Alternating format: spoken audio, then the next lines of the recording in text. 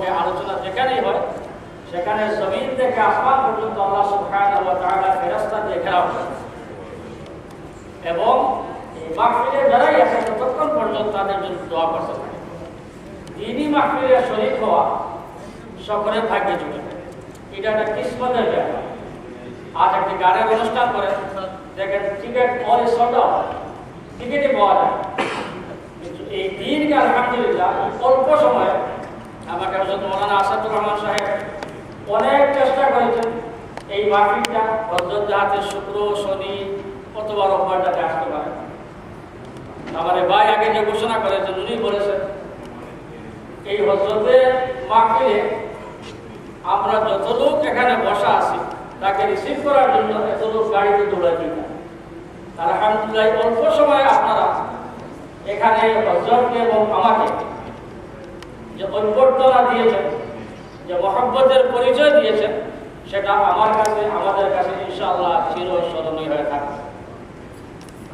যেহেতু সব উপস্থিত, আমার কিছু আলোচনা করার কথা ছিল মাগরিবের আগেই আমি এসে পৌঁছেছি, কাজে এখন আমি আর লম্বা করব না। হযরতের কাছ থেকে ইনশাআল্লাহ আমরা কোরআনের আলোকে হাদিসের আলোকে ইনশাআল্লাহ আলোচনা শুনব। সময় মতো ওনার বয়ান শেষ হয়ে যাবে।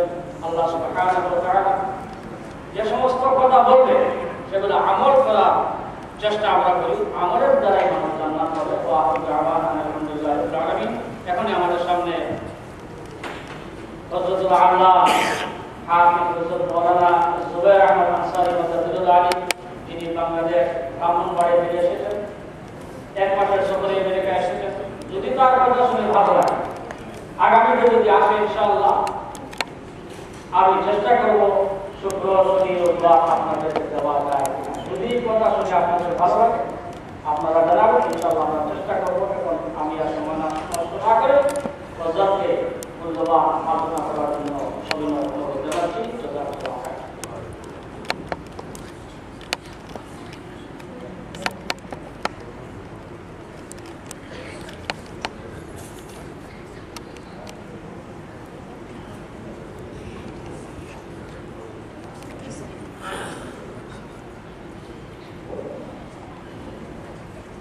السلام عليكم.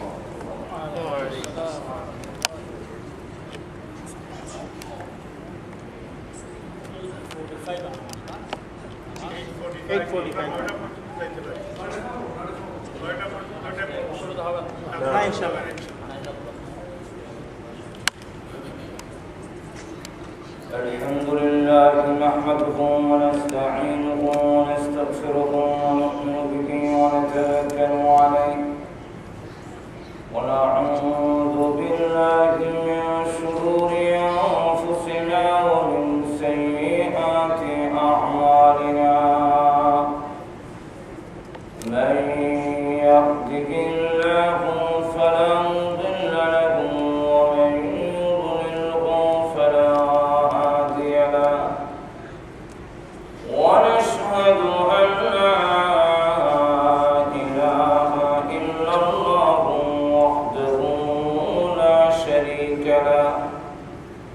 ونشهد أن سيدنا ومولانا محمدا عبده ورسوله الذي أرسل إلى الناس كافة بشيرا ونذيرا وداعيا إلى الله بإذنه وسراجا منيرا. أما بعد فقد قال الله تعالى في كلامه المجيد وفرقانه الحميد. أعوذ بالله من الشيطان الرجيم. بسم الله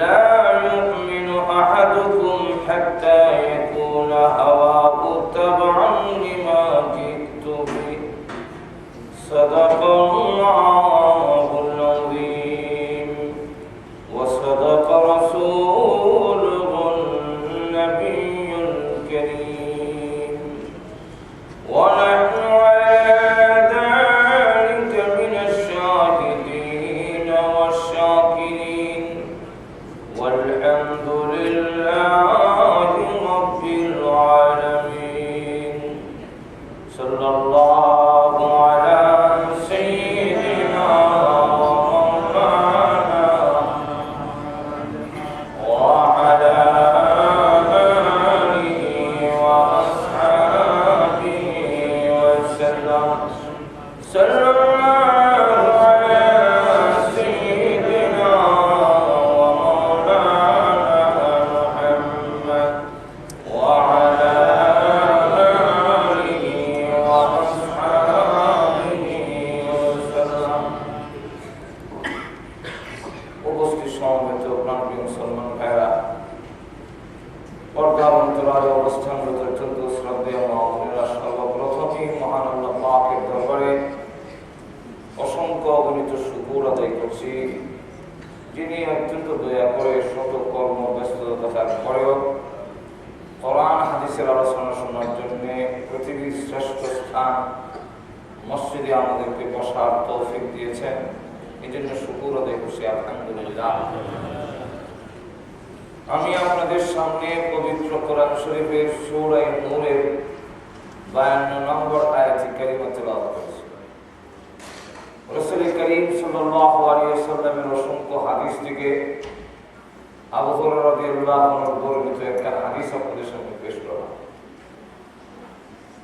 এই আয়াত সূরাতুন নূরের 52 নম্বর আয়াত এত গুরুত্বপূর্ণ যা আমাদের গোটা জিন্দেগীর জন্য দিক নির্দেশনার জন্য এই একটি আয়াতই যথেষ্ট। কোরআন শরীফের এই আয়াত শোনার পরে এক খ্রিস্টান খলিফাতুল মুসলিমিন হযরত উমর রাদিয়াল্লাহু আনহুর সামনে দাঁড়িয়ে গিয়ে কালিমা পড়ে মুসলমান হয়ে জিজ্ঞাসা করলো, তুমি মুসলমান হলে কেন? ইসলামের কোন জিনিসটা তোমাকে এইভাবে আকর্ষণ করলো যার ফলে তুমি মুসলমান হতে এসেছো? সে বলে, আমি জেলখানায় ছিলাম, আমার সাথে আরেক মুসলমান জেলে ছিল। ওই মুসলমান যখন কোরআন তেলাওয়াত করতো আমি শুনতাম। সূরা নূরের 52 নম্বর আয়াত শোনার পরে আমার উপলব্ধি হয়েছে যে এই আয়াত যে কিতাবের, এই কিতাব সত্য, এর ধর্ম সত্য, তাই আমি কালিমা পড়ে মুসলমান। কারণ তার সমকক্ষ কোন আয়াত আসমানি কোন কিতাবে আমি শুনি। এই আয়াতের মধ্যে মাত্র 60টা শর্ত দিয়েছেন, পুরুষ হোক আর নারী হোক। আমার কথা বলেন কিনা জানেন? বুঝলেন কিনা? অসুবিধা। এই আয়াতের মধ্যে মাত্র 60টা শর্ত দিয়েছেন আল্লাহ। এই 4 শর্ত যে মেনে চলবে তার পুরস্কার কি, তার প্রতিদান কি, তার বিনিময় কি, তাও আয়াতের মধ্যে আল্লাহ ঘোষণা করেছেন। 4 শর্ত কি কি এটা বলবো পরে। আগে কি বিনিময়, কি প্রতিদান আমরা পাবো এটা জানতে পারলে তখন কর্মসূচি পালন করার একটা স্পিরিট, একটা আগ্রহ সৃষ্টি হয়। মানুষ যতক্ষণ পর্যন্ত কি পাবে এটা না জানতে পারে ততক্ষণ পর্যন্ত কোন কর্মসূচি পালন করতে আগ্রহ সৃষ্টি হয় না।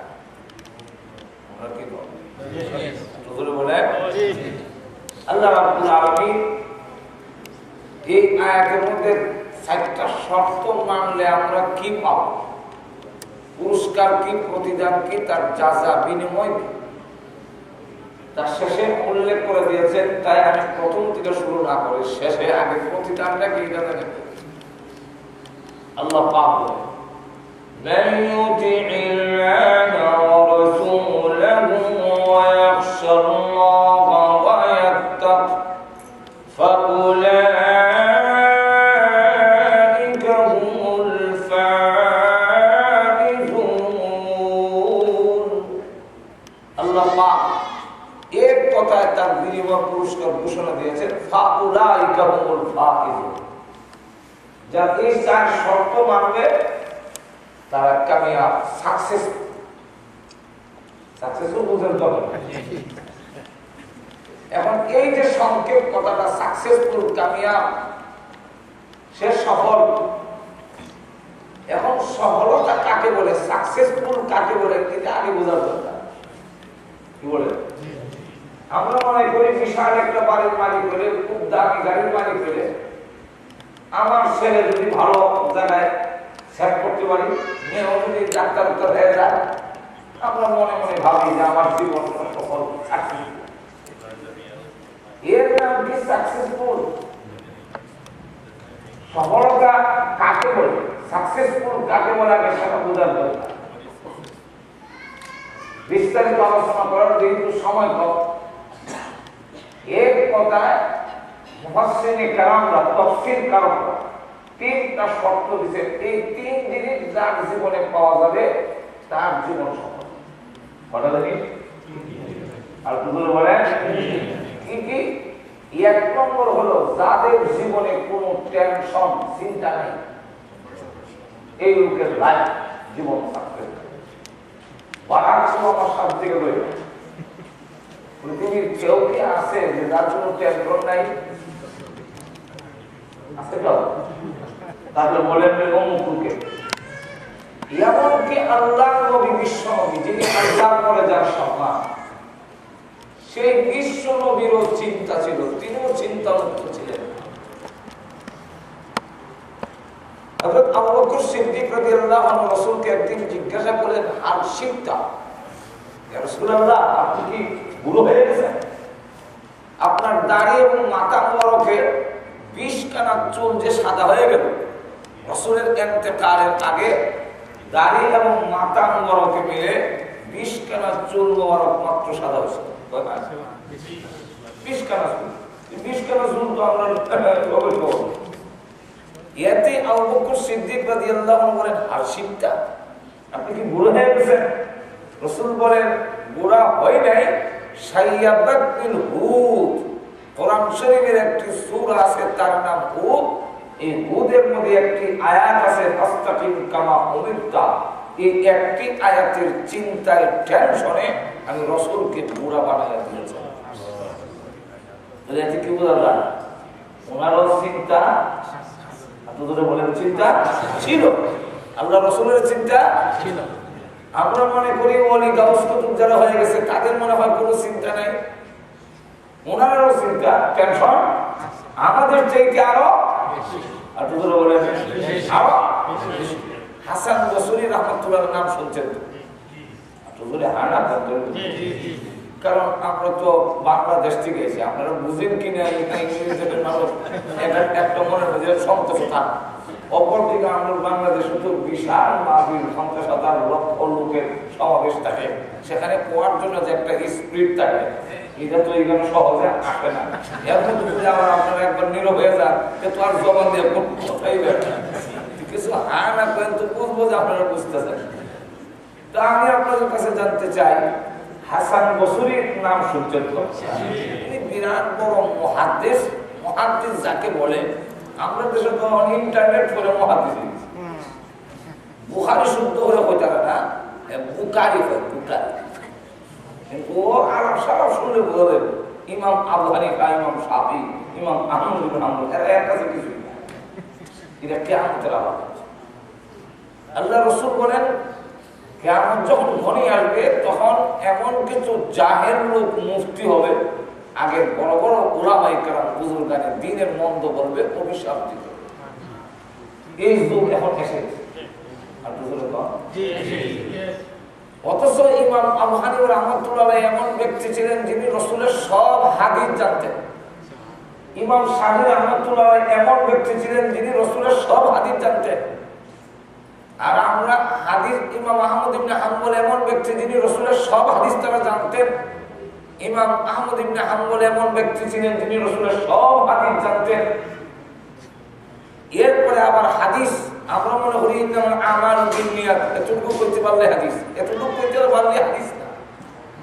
হাদিস বলতে হলে আপনি যার কাছ থেকে হাদিস পেয়েছেন এর সত্য থাকতে হবে, রসুল পর্যন্ত সকল রাবীদের জীবনীর নাম জানা থাকতে হবে, তার সদ্য গোষ্ঠীর নাম জানা থাকতে হবে, ওনার জীবনের সবগুলো স্মৃতি আপনার সামনে পরিষ্কার থাকতে হবে, এরপরে আপনার হাদিস বলতে হবে।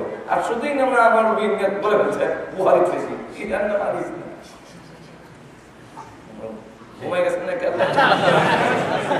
এখন লক্ষ্য করে দেখেন এই সব হাদিস আমাদের সামনে রেখে এরপরে তারা একটা সিদ্ধান্ত পৌঁছেছেন কোন হাদিস আগে কোন হাদিস পরে, কোন হাদিস বাতিল হয়েছে কোন হাদিস ঠিক হয়েছে, এবং রসুলের পক্ষ থেকে কোনো সমাধান দেওয়া যায় নাই, দুটো পক্ষে হাদিস আছে, কোন হাদিস আপনি গ্রহণ করবেন।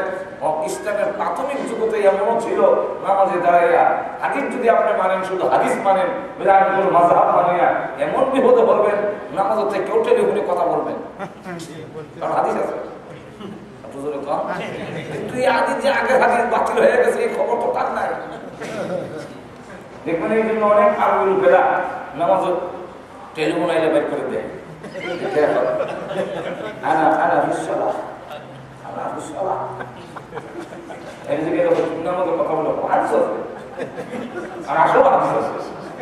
ইসলামের প্রাথমিক যুগে হাদিস ছিল, সাহাবাই কারণে আমাদের নিয়ত বান্ধা এরপর দাঁড়াইলে আর দিকে তো কয় রাকাত হয়েছে, উনি বলছেন 2 রাকাত হয়েছে। তখন উনি 1 রাকাত বা 2 রাকাত যা শুনছে এটা নিজে নিজে করে শরীর এটা ছিল সিস্টেম। কিন্তু পরবর্তীতে বাতিল হয়ে গেছে। আল্লাহ একবার বলেন ওয়াকুমু লিল্লাহি কানিতিন, আল্লাহর সামনে তোমরা অনুগত হয়ে দাঁড়াও, চুপ হয়ে দাঁড়াও, কথা বলবে না। এই আয়াত নাযিল হওয়ার পরে কথা বলা নিষিদ্ধ হয়ে গেছে। যদি এখন লক্ষ্য করে দেখেন উনারা উনাদেরকে মানতে এখন যুগে রাজি হয়, অথচ ইংল্যান্ডও দেখলাম আপনাদের দেশেও দেখলাম, ইংল্যান্ডে টমটম, আপনারা এই দেশের জিপিএস জিপিএস আছে না, কয়েকটা রাস্তা এটা চিনে না চিনার কারণে এটাকে অ্যাড্রেসটা দিতে হয়, দিলে আপনি কার বাড়িতে যাবেন, কত নম্বরে যাবেন, এটা আপনি ছাড়াই নেবেন, আর আপনি তাকে অনুসরণ করে যাবেন। ঠিক না? লেফট লাইন, রাইট লাইন, সামনে রাউন্ড অ্যাবাউট আছে, ফার্স্ট এক্সিট। ঠিক না? তো আমি যখন 10 বছর ধরে লন্ডন আসতেছি, প্রথম দেখলাম তারা বড় একটা ম্যাপ ছিল, ওই ম্যাপ দেখতে যারা লেখাপড়া জানে ম্যাপ সামনে বইটা রাখলো, রাস্তা ঠিক গাড়ি চালাবো না ম্যাপ দেখবো, তাও আবার সবে জানলে এটা বুঝে না, বুঝে না। এখন কিছু কিছু মেধাবী লোকেরা ম্যাপটাকে সামনে রেখে গোটা রাস্তাগুলো একত্রিত করে একটা জিপিএস তৈরি করে দিল, আর আপনি এটাকে অনুসরণ করে সহজে জায়গাতে বুঝতে পারেন। ঠিক তেমনি হবে রাসূলের সমস্ত হাদিসকে সামনে রেখে ইমামরা সবগুলো তৈরি করে জান্নাতে কোন রাস্তা যাইবা সেই রাস্তা বাছাইয়া দিয়েছেন।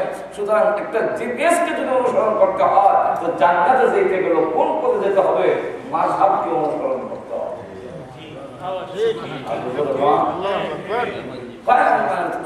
হাদিস আছে, হাদিস তো সবই আছে, হাদিস আপনি কোনটা করবেন?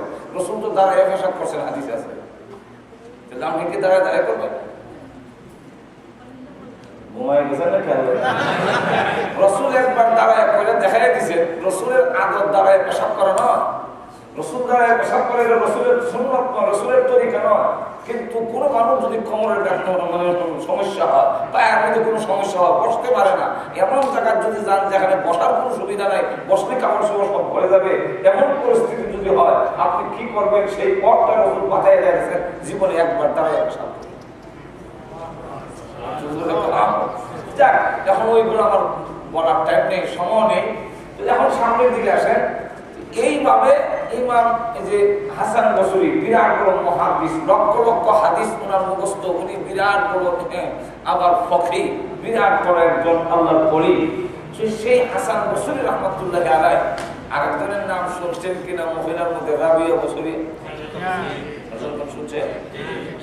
উনি একদিন গেলেন উস্তাদের কাছে, যাওয়ার পরে গিয়া দেখেন হাসান বসরি রাহমাতুল্লাহ আলাইহি ওনার নামাজের মুসল্লা পানির উপরে বিছাইয়া নামাজ পড়ছেন। সুবহানাল্লাহ বলবেন না? এমন দৃশ্য আমরা দেখলে তো ভাববো যে উনি আরে সুবহানাল্লাহ, অনেকে তো শেষ দিয়ে দিয়ে আমার বাবা। কিন্তু ইমাম এই রাবিয়া বসরিয়া তখন দেখলেন আমার উস্তাদের কাজটা ভালো হয়নি, এতে সাধারণ লোকের ঈমান ক্ষতিগ্রস্ত হতে পারে, প্রতিবাদ করবেন কেন উস্তাদের কাজটা? তাই তিনি ডাইরেক্ট প্রতিবাদ না করে আমল দিয়ে প্রতিবাদ করলেন। উনি আমাদের মুসল্লা বিষয়ের মাথা ছিল, সেখানে নামাজ আদায় করলেন। হাসান বসরি বলেন একজন মহিলার কাছে বাধা হয় আগে নামাজের সালাম পেয়ে বলে, হে আল্লাহর ওলি, হে মুস্তাদ শুনুন, পানির উপরে নামাজ পড়া কোনো ওলির আলামত নয়, ওলির নিদর্শন নয়। পানির উপরে নামাজ পড়া এটা কোনো বাহাদুরির জিনিস নয়। পানির উপরে নামাজ পড়তে পারলে যদি আল্লাহর ওলি হতো এবং বাহাদুরি হতো, তাহলে পানির যত মাছ আছে সবগুলো আল্লাহর ওলি হয়ে যেত। মাছ পানির উপর দিয়ে দৌড় দেয় না, কি মাছ বুঝেন আপনারা? লক্ষ্য করে দেখেন, শূন্যস্থানে নামাজ পড়তে পারলে যদি আল্লাহর ওলি হইতো, তাহলে পুরন্ত যত পাখি আছে সব আল্লাহর ওলি হয়ে যেত। এর মধ্যে কোনো বাহাদুরি নাই। উস্তাদকে ধাক্কা দিয়ে দিলেন, নামাজ পড়লেন, মনে করলেন অনেক বড় কাজ করেছেন, আসলে এটা কোনো বড় কাজ নয়। হাসান বসরি রাহমাতুল্লাহ ভাবলেন এই রাবিয়া তো সাধারণ মহিলা নয়, অনেক উর্ধ্বে। তাই তিনি বিবাহের প্রস্তাব দিলেন, হে রাবিয়া, বিবাহের প্রস্তাব দিলাম তোমাকে, যেহেতু রাবিয়ার স্বামী নাই, এর আগে বিয়ে হয়েছিল, স্বামী মারা যাওয়ার পরে তিনি আর দ্বিতীয় স্বামী গ্রহণ করেন না। রাবিয়া বসরিয়াকে বিবাহের প্রস্তাব কেন দিলেন? বিবাহের উদ্দেশ্য নয়, উদ্দেশ্য হলো হাসান বসরি বিবাহের উদ্দেশ্যে দেয় না। যে প্রস্তাব যদি কেউ দেয় বিবাহের জন্য দুনিয়ার কোন বিবাহের উদ্দেশ্যে, তাহলে বিভিন্ন কোয়ালিটি দেখে। এর মধ্যে এক নম্বর হলো রাবিয়া প্রস্তাব দেওয়ার মতো নয়। তিনি হলেন হাফসি, নিগ্রো, নাক ঠিক নাই, চেহারার কন্ডিশন ঠিক নাই। 2 নম্বর হলো বিধবা। 3 নম্বর হলো মানুষের বাড়ি বাড়ি কাজ করে একজন চাকরনি মহিলা। তাহলে কেন বিবাহের প্রস্তাব দিলেন? উদ্দেশ্য হলো কিয়ামতের কঠিন ময়দানে আমার নেক আমল যদি কোনো কাজে না আসে, রাবিয়ার স্বামী হওয়ার কারণে আমি জান্নাতে পেয়ে যাব। আর আমার স্বামী স্ত্রীর জিন্দেগি কেন একজন আরেকজনকে মহব্বত করবে? এটা শুধু যৌবিক চাহিদা নিবারণ করার জন্য নয়। ইসলাম শুধু যৌবিক চাহিদা নিবারণ করার জন্য বৈবাহিক জিন্দেগি নয়, এর মধ্যে অনেক রহস্য আছে। দুনিয়াতেও আপনি সুখ শান্তির জীবন লাভ করতে পারবেন, পরকালেও স্বামী স্ত্রী একজন আরেকজনকে যদি মহব্বত করে, তাহলে আল্লাহ রাসূল বলেছেন পুরুষ নামাজে গিয়া, জুম্মার নামাজে গিয়া, ঈদগাহে গিয়া আমাদের দেশের অনেক মহিলারা প্রতিযোগিতা শুরু করে, পুরুষরা যদি মসজিদে যায় তা আমরা যাবো না কেন, জুম্মা যদি যায় তা আমরাও যাবো, এই ঠকা আমরা খাবো কেন? কিন্তু আসল রহস্য জানে না। আল্লাহ রাসূল পরিষ্কার করে বলে দিয়েছেন পুরুষের উপরে জুম্মা ফরজ, পুরুষের উপরে ঈদের নামাজ ওয়াজিব। পুরুষ যদি ঈদের নামাজে যায়, জুম্মার নামাজে যায়, জিহাদের ময়দানে যায়, যত সওয়াব হইল তার স্ত্রী ঘরে, মানে স্বামী ঘরে আসার পরে স্ত্রী যদি তার স্বামীকে আদর আপ্যায়ন করে ঘরে ঢুকায়, তাহলে মহব্বত করে ওই পুরুষটা জিহাদে গিয়ে, জুম্মার নামাজে গিয়ে, ঈদের নামাজ আদায় করে যা সওয়াব হয়েছে সমান পরিমাণ সওয়াব স্ত্রীর আমলনামায় দাও। আর মহিলারা যা ঘরে কাজ করে, আল্লাহ নবী বিশ্বনবী রাহমাতুল্লাহ আলামিন বলেন মহিলারা যখন মাছ কুটে যতক্ষণ পর্যন্ত তার হাত নড়াচড়া করে ততক্ষণ ফেরেশতারা তার আমলনামায় সওয়াব লিখতে থাকে। মহিলা যখন নাকি ঘর ঝাড়ু দিয়ে পরিষ্কার করে, ঘরে আপনারা কি কোনো উগার দেয় যে মেশিন দিয়ে, এটা যখন দেয় ফেরেশতারা তার আমলনামায় সওয়াব লিখতে থাকে। মহিলা যতক্ষণ পর্যন্ত কাজ করে, বাচ্চাকে যখন বলে তারা পেশাব করো না, আল্লাহ রাসূল বলেন ওই মার আমলনামায় 1 কেজি গম আল্লাহ রাস্তায় দান করার সওয়াব দেওয়া হয়। মা যখন সন্তানকে বলে বাম হাতে খেও না, এটা মুসলমানের তরিকা নয়, শয়তান বাম হাতে খায়, মুসলমান ডান হাতে খাবে, এতটুকু বললে মার আমলনামায় আল্লাহ রাসূল বলেন 1 কেজি গম আল্লাহ রাস্তায় দিলে যে সওয়াব হইতো সেই সওয়াব দেওয়া হয়। মহিলা যখন বাচ্চার অসুস্থতার কারণে ঘুমাতে পারে না, আল্লাহ রাসূল বলেন ওই মহিলা সারা রাত তাহাজ্জুদ নামাজ পড়লে যে সওয়াব হইতো মার আমলনামায় সেই পরিমাণ সওয়াব দেওয়া হয়। এই সকল সোয়াব। স্বামী যদি তার স্ত্রীর প্রতি দয়া করে, মহব্বত করে, তাকে আদর করে, তাহলে মহিলার যা সোয়াব হইল সমান সোয়াব স্বামীর আমল নামায় দেওয়া। আর পরকালের অর্থ কি? কিয়ামতের কঠিন ময়দানে আল্লাহ রাব্বুল আলামিন যখন জান্নাতে দিবেন, জান্নাতে দেওয়ার সিস্টেম হলো যেভাবে সৃষ্টি করেছেন জোড়া জোড়া নারী পুরুষ, ঠিক তেমনি হবে কিয়ামতের কঠিন ময়দানে জান্নাতেও দেওয়া হবে জোড়া জোড়া। আল্লাহর নবী বলেন কিয়ামতের কঠিন ময়দানে জোড়া জোড়া জান্নাতে দেওয়া হবে।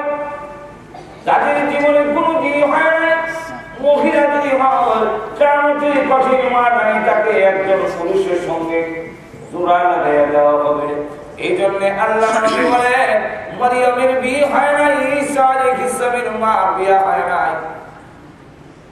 অপরদিকে আসিয়ার বিবাহ হয়েছিল, কিন্তু স্বামী ফেরাউন সে তো জান্নাতে যাবে না। তাই আল্লাহ নবী বলেন কিয়ামতের কঠিন ময়দানে মারিয়াম এবং আসিয়ার বিবাহ আমি বিশ্ব নবীর সাথে হবে, আমার সাথে জান্নাতে যাবে। এগুলো সব ভেঙে বলার টাইম নেই আমার। তখন আপনাদের একটা প্রশ্ন হইতে পারে, মরিয়ম আলাইহিস সালাম তিনি পয়গম্বরের মা, পয়গম্বরের মা পয়গম্বরের সাথে বিয়ে হতে পারে? এটা বরাবরই হয়, কুহু বলা হয়, অর্থাৎ সবজির বিয়া। সবজির বিয়া হলে তাহলে কমসে কম বুইয়া কিনা এটা একটু তামাশ ঠিক না? যদি এখন লক্ষ্য করেন পয়গম্বরের মা মারিয়াম বিশ্ব নবীর সাথে বিয়ে হবে, তা মানলাম। আসিয়ার বিবাহ বিশ্ব নবীর সাথে হবে, এটা তো মিলে না। আসিয়া তো ফেরাউনের স্ত্রী। এর কারণ হলো আসিয়া যদিও ফেরাউনের স্ত্রী ছিল, ফেরাউন ছিল ওই যুগের সবচেয়ে সম্মান আর মর্যাদার আসনে। আসিয়া এত সম্মান যখন ছেড়ে দিয়েছেন, আল্লাহ বলেন যে যত বেশি কুরবানি করে আমি আল্লাহ তারে তত বড় পুরস্কার দান করি। আসিয়া যেমন সবচেয়ে বড় কুরবানি করেছেন, এই কারণে আমি আল্লাহ রাব্বুল আলামিন পুরস্কারটাও তাকে তত বড়ই দিয়েছি। লক্ষ্য করে দেখুন, ওই কিয়ামতের কঠিন ময়দানে যদি কোন স্ত্রী জান্নাতি হয়ে যায়, স্বামীর আমলনামায় যদি এত নেকি না হয়, জান্নাতের উপযুক্ত না হয়, স্ত্রীকে টিকিট দিয়ে বলবেন তুমি জান্নাতে যাও, কিন্তু আপনার মহব্বতের স্ত্রী যদি হয়ে থাকে সে বলবে আমি জান্নাতে যাব না, টিকিট ফেরত নিয়ে নাও। আল্লাহ রাব্বুল আলামিনের বিধান হলো আল্লাহ যাকে টিকিট দিবেন এই টিকিট ক্যান্সেল হবে না। আল্লাহ কারো টিকিট ক্যান্সেল করবেন না। আল্লাহর বিধান হলো কারো টিকিট দিলে তিনি ফেরত নিবেন না, ফেরত নিবেন না। এটা শুধু লোকের কাম, দিয়া ফেরত নেবেন। তাই কিয়ামতের কঠিন ময়দানে যখন বলা হবে প্রভু আমি জান্নাতে যাব না, টিকিট ফেরত নাও, আল্লাহ রাব্বুল আলামিন বলবেন কেন যাবি না? আল্লাহ জোড়া জোড়া জান্নাতে দেওয়ার সিস্টেম আমার স্বামী কোথায়? তাকে জান্নাতে না দিলে আমি একা যাব কিভাবে?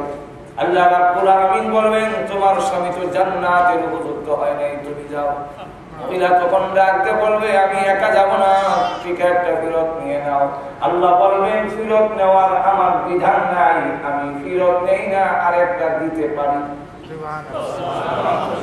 আওয়াজ দিয়ে বলে আমি জান্নাতের টিকিট ফেরত নেই না, বরং দিতে পারি, দেওয়ার আমার ক্ষমতা আছে, ফেরত আমি নেই না। ইশারা দিয়ে দিলেন টিকিট আরেকটা ফেরত নেব না, দিতে পারি। তাহলে তুমি তোমার স্বামীর জন্য টিকিট আরেকটা আমার কাছে চাইলে হয়। এমনি ডাক দিয়ে বলবেন আল্লাহ তাহলে দিতে পারো যখন আমার স্বামীর আরেকটা। আল্লাহ তখন ডাক দিয়ে বলবেন মহিলা গো যাও তোমার দরখাস্ত মঞ্জুর করে তোমার স্বামীকে আরেকটা জান্নাতের টিকিট দিয়ে দিলাম। ঠিক তেমনি ভাবে কেন স্বামীকে মহব্বত করবে? খালি দুনিয়ার যৌবিক চাহিদা পূরণ করার জন্য নয়। আমার স্বামী নামাজি, আমার স্বামী নেককার, সুতরাং তাকে মহব্বত করলে পরকালে যখন আটকা করে যাব, এমন যদি হয় যে এই নেক আমলে আমি জান্নাতের উপযুক্ত হতে পারি না, কিন্তু স্বামী যদি জান্নাতি হয় তখন ডাকতে বলবে আল্লাহ আমি ওকে জান্নাতে যাব না, আমার স্ত্রী কোথায়? আল্লাহ রাব্বুল আলামিন বলবেন যাও টিকিট নিয়ে যাও, জান্নাতে যাও, তোমার ওয়াইফ এত উপযুক্ত হয়েছে না, যাও তুমি। আল্লাহ আমি যাবো, টিকিট ফেরত নিয়ে নাও। আল্লাহ বলেন আমি নিব না, আরেকটা দিতে পারি, তাহলে আল্লাহ আমার স্ত্রীকে টিকিট দিয়ে দাও। আল্লাহ বলবেন যাও তোমার দরখাস্ত মঞ্জুর। তো হাসান বসরি ভাবতেছেন আমার কোনো আমল যদি এত বড় আমলদার ইমানদার হওয়ার পরেও, এত বড় মুহাদ্দিস আর মুফাসসির এবং ফকিহ হওয়ার পরেও বলতেছেন আমার কোনো আমল যদি কিয়ামতের মাঠে কাজে না লাগে, তো রাবিয়ার স্বামী হওয়ার কারণে তার আমলে হয়তো আমিও পরকালে মুক্তি পেয়ে যেতে পারি। তাই তিনি বললেন, বিয়ার প্রস্তাব দিলেন। রাবিয়া বসরিয়া বলেন, হুজুর এত বড় স্বামী, এত উপযুক্ত স্বামী পাওয়ার পরেও যদি গ্রহণ না করি, তাহলে এর চাইতে ভালো স্বামী আর পাবো না। বিয়ে আজকে হয়েছে, আজকে। তবে তবে কি তবে সাইটটা চিন্তায় আমার ঘুম আসে না। আপনারা ঘুমা করছেন? ওটা চিন্তায় ঘুম আসে না। এই চিন্তাটা দূর করে দেন। মাঝে মাঝে লক্ষ্য করে দেখেন, দূরত্ব আমরা পারে করতে পারে, কিন্তু এখন যদি আবার দূরত্ব সমকারে দিতে খুশি হল। এখন লক্ষ্য করে দেখেন যে এই পরিস্থিতিতে যে রাবিয়া বসরি বলেন যে আমার সাইটটা চিন্তায় ঘুম আসে না, যেখানে সেখানে স্বামী নিয়ে আমি আনন্দ করবো কিভাবে, চিন্তাটা আমার দূর করতে। তোমার আবার কি চিন্তা? এক নম্বর চিন্তা হলো আমার মরণটা ইমানের সাথে হবে কি হবে। এই চিন্তা কি আমার আছে? আর তুই আছে বলবো কিভাবে আছে, আছে বলবো কিভাবে? তাহলে তো আমাদের অবস্থা পরিবর্তন হইতো।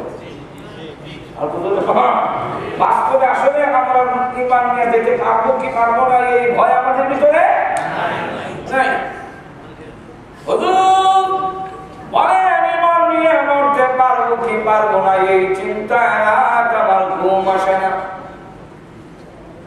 সারাদিন কাজকর্ম করার পরে আমি যখন রাত্রে ঘুমাইতে যাই, ঘুম আসে না।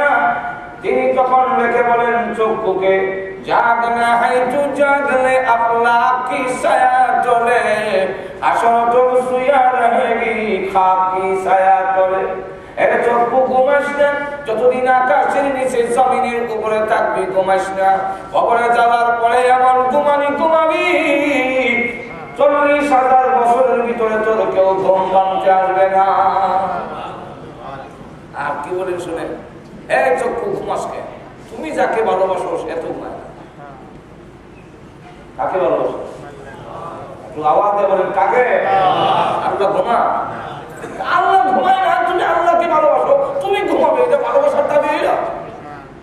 আমাদের বাংলাদেশে দেখছি কোন কাজকর্ম মহিলার থাকলে রাত গভীর হয়ে গেছে, ঘুমাতে পারছে না। আপনার দেখা যায় মানে স্বামী ও মহব্বতের খুব স্বামী, উনিও একটা চেয়ার নিয়ে ওয়াইফের কাছে বসা, তো ওয়াইফের কাছে আপনি ঘুমান, আমি কাম করে ঘুমাবো না, তুমি না ঘুমাই না ঘুমাই।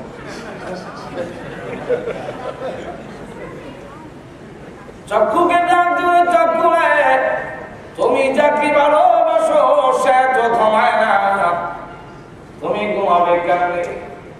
সেই রাবিয়া বলেন, হুজুর ইমান নিয়ে মরতে পারবো কি পারবো না, এই চিন্তায় ঘুম আসে না। মৃত্যুর গাঠি বড় কঠিন গাঠি, মরণের সময় ইমান নিয়ে যাওয়া বড় কঠিন হবে। আল্লাহর নবী বলেন, আবু যর গিফারি, ইয়া আবা সাররিন জাদ্দিদিস সাফিনাতা ওয়া ইন্নাল বাহরা আমিক ওয়া কাসসিরিস সাদা ওয়া ইন্নাস সাফরা বাঈদ। এরে আবু যর গিফারি, ইমানের নৌকা মজবুত করে বাঁধো।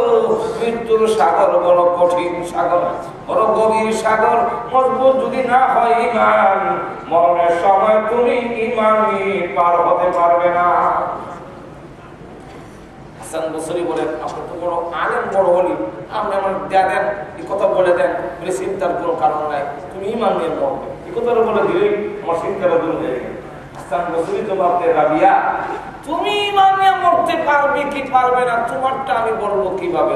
আমি ইমান নিয়ে মরতে পারবো কিনা এই কথা স্মরণ হলে আমারও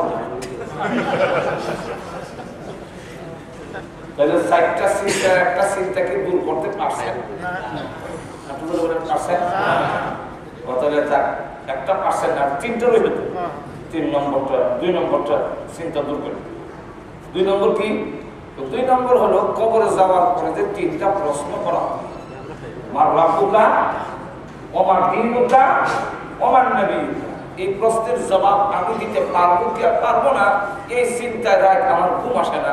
আপনি বলে দেন, যেহেতু আপনি বড় আলেম, বড় মুহাদ্দিস, আপনি বলে দেন চিন্তার কোনো কারণ নেই, তুমি প্রশ্নের জবাব দিতে পারবে। এই কথাটা বলে দিলেই হয়ে যাবে। হাসান বসরি বলেন, রাবিয়া তুমি কবরের প্রশ্নের জবাব দিতে পারবে কি পারবে না সেটা আমি বলবো কিভাবে? আমারটা তুই আমি বলতে পারি। আপনি পারেন না? আপনারা পারেন না? আমারটা তো আমি জানি না কবরের প্রশ্নের জবাব দিতে পারবো কি। তাহলে 2 নম্বরটাও দূর করতে পারলেন না, তাহলে আর করা রইল। হুজুর বলেন কিয়ামতের কঠিন ময়দানে সেখানে 2টা দল হবে, আর কোনো দল নাই। যত দল আছে দুনিয়াতে, আমার বাংলাদেশে তো দলের অভাব নাই, আমাদের জাতীয় অভাবের কত ভারী। কিয়ামতের কঠিন ময়দানে 2টা দল হবে, আর কোনো দল হবে না। আল্লাহ রাব্বুল আলামিন কোরআনে বলেন, ফারিকুম ফিল জান্নাতি ওয়া ফারিকুম ফিস সাঈর। এক দল হবে জান্নাতি আর এক দল হবে জাহান্নামী। ওগো আল্লাহর ওলি বলেন, কিয়ামতের মাঠে মুসিবতের দিনে আমি কোন দলে হব? আমি কোন দলে হব? যেদিন মা পর্যন্ত ছেলেকে পরিচয় দিবে না, একজন আরেকজনকে পরিচয় দিবে না, আত্মীয়তার সম্পর্ক কোনো কাজে আসবে না। ওই দিন সবগুলো বাদ দিয়ে যাবে। আল্লাহ কোরআনে বলেন, ইয়াউমা ইয়াফিরুল মারউ মিন আখিহি ওয়া উম্মিহি ওয়া আবিহি ওয়া সাহিবাতিহি ওয়া বানিহি। সব থাকবে, মা বাপ ভাই বোন বউ বাচ্চা সবগুলো পলায়ন করবে, কেউ কাউকে পরিচয় দিবে না, এমনকি আত্মীয়তার সম্পর্ক কাজে আসবে না। একজন আরেকজনকে জিজ্ঞাসা করবে না, বিয়াই কেমন আছেন, ভালো আছেন, বিয়াই মানে বিয়াই। আল্লাহ কোরআনে বলে, ফালা আনসাবা বাইনাহুম ইয়াওমাইযিন ওয়া লা ইয়াতাসাআলুন। কোনো আত্মীয়তার সম্পর্ক কাজে আসবে না, একজন আরেকজনকে জিজ্ঞাসাও করবে না। ওই কঠিন মুসিবতের দিনে আমি কোন দলে হব, জান্নাতের দলে না জাহান্নামের দলে? এটা আপনি চিন্তাটা দূর করে দিন। এই চিন্তা এখন ঘুম আসে না। হাসান বসরি বলেন, রাবিয়া কিয়ামতের মাঠে তুমি কোন দলে হবে তোমারটা বলবো দূরের কথা, আমি যে কোন দলে হব এই চিন্তা আমারও রাখবো না। আর কয়টা আছে? আর একটা চিন্তা দূর করতে পারলে বিয়ে, একটা। আর রাবিয়া মনে মনে একটাও পারবেন না। 4 নম্বরটা হলো কিয়ামতের মাঠ থেকে পাড়ি দিয়া একটা ব্রিজ অতিক্রম করতে হবে, যার নাম ফুলসিরাত। শুনছেন না? এটা চুল থেকে আরো চিকন আর খোর থেকে আরো ধার, অমাবস্যা রাত্রি থেকে জায়গা আরো অন্ধকার। 30,000 বছরের রাস্তা, সোজা উঠতে হবে 10,000 বছর রাস্তা, এরপরে আবার সমান 10,000 বছর রাস্তা, নিচের দিকে ডাউন 10,000 বছর রাস্তা, নিচে জাহান্নামের আগুন। এটা পাড়ি দিয়ে কি যেতে পারবো না নিচে করে যাবো? এটা চিন্তায় ঘুম আসে না, চিন্তাটা আপনি দূর করে দেন। হাসান বসরি বলেন, রাবিয়া তুমি পার হতে পারবে কিনা এটা আমি বলবো কিভাবে? আমি পারবো কিনা এই চিন্তা তো আমারও। আমার বাংলাদেশের বন্ধ হইলে হয়তো বলতো এটা চিন্তা করার দরকার না, এখন আমি এইভাবে কথা বলার কোনো নিয়ম। আপনার কোনো প্রশ্ন থাকলে আমরা পরে বলে দেন, ওয়াজের মাঝখানে কথা বলে দেন নিয়ম। এখন লক্ষ্য করে দেখেন, কিয়ামতের কঠিন ময়দানে যখন ওই ফুলসিরাতের পুলটা পার হতে পারবো কিনা এটা হাসান বসরি বলে আমিও বলতে পারি। তখন বলেন, হুজুর 4টা চিন্তার একটাও চিন্তা আপনি দূর করতে পারেননি। অত বিয়া হবে কি হবে না আপনি জানেন না। আমি আমার ঈমানের মধ্যে পারবো কি পারবো না, কবরের প্রশ্নের জবাব দিতে পারবো কি পারবো না, কিয়ামতের মাঠে জান্নাতের দলে আমার স্থান হবে কিনা, ফুলসিরাতের ব্রিজটা পার হতে পারবো কিনা, এই নিয়ে 24 ঘন্টা এত চিন্তিত। 1 মিনিটের জন্য স্বামী গ্রহণ করে আনন্দ করবা সময় আমি রাবিয়ার হাতে নাই। হাসান বসরি রাহমাতুল্লাহ আলাইহি কথা শোনার পরে বললেন, রাবিয়া কান্না শুরু করলেন আর বললেন, রাবিয়া আর বিবাহ লাগবে না, তুমি যে ওয়াজ করে দিছো আমার জিন্দেগির জন্য যথেষ্ট হয়ে গেছে। আপনি আমি যদি এই 4টা কথা ভালো করে চিন্তা করি তাহলে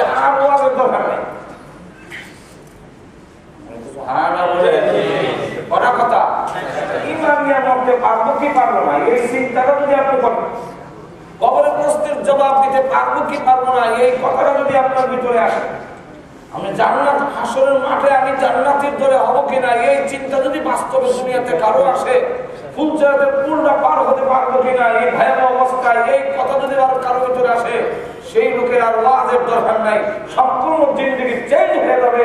সে গুনার কাজে লিপ্ত হবে না, আল্লাহর নাফরমানিতে লিপ্ত হবে না। এতক্ষণ বোঝানোর উদ্দেশ্য হইল, বোঝা গেল আল্লাহ ওয়ালাদেরও চিন্তা। তাহলে সাকসেসফুল জিন্দেগির জন্য প্রথম নম্বর যে শর্ত, টেনশন থাকতে পারবে না। তাহলে পৃথিবীর কোন মানুষ ওই টেনশন থেকে মুক্ত নাই। গেল এক। দুই নম্বর হইল মুফাসসিরিনে কেরামরা বলেন সাকসেসফুল ওই লোক বলতে পারে আমার লাইফ সাকসেসফুল, কোন লোক যার কোনো ভয় নেই, কোনো ভয়ভীতি নাই। পৃথিবীর প্রত্যেকটা মানুষের কোন না কোন একটা ভয়ভীতি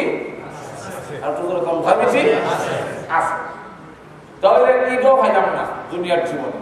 তিন নম্বরটা হলো মুহসিনে কেরামরা বলেন ওই লোক বলতে পারে আমার জীবন সাকসেসফুল, আমার লাইফ, যার মনে যা চায় তা।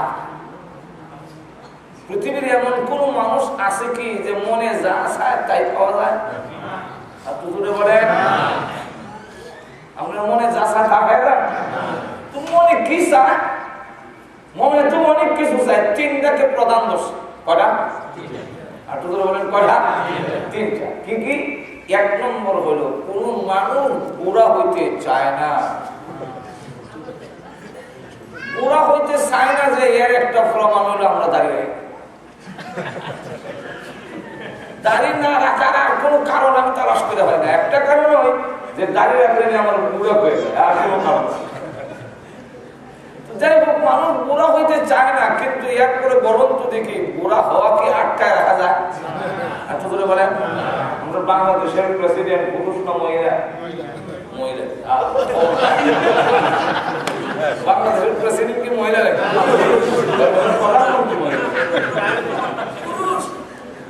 না না,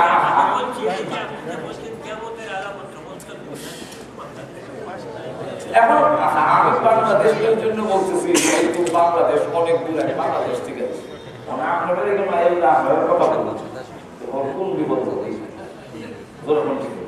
এখন লক্ষ্য করেন আমাদের বাংলাদেশের প্রেসিডেন্ট অনেক তো পুরুষ, ঠিক না? আমার বাড়ির কাছে ভৈরব বাড়ি তো ওনার দাঁড়িয়ে আছে, আমরা কি নিউজও দেখেন না, কিন্তু ওনাকে মাঝে মাঝে যখন নিউজে দেখা তখন বোঝা যায় যেন মুখ দখল থেকে তুলে না। অর্থাৎ লক্ষ্য করে দেখেন, লক্ষ্য করে দেখেন, কথা লক্ষ্য করে দেখেন, আমি যে জিনিসটা বুঝাইতে চাইতেছি যে বাংলাদেশের একজন প্রেসিডেন্ট হইয়া সর্বোচ্চ আসনে, ক্ষমতার মর্যাদার আসনে থেকে বৃদ্ধ হওয়াকে যেহেতু তিনি আটকায় রাখতে পারলেন না দাঁড়িয়ে না রেখা, এতে বোঝা যায় দাঁড়িয়ে না রেখা বৃদ্ধ হওয়া আটকানো যায় না।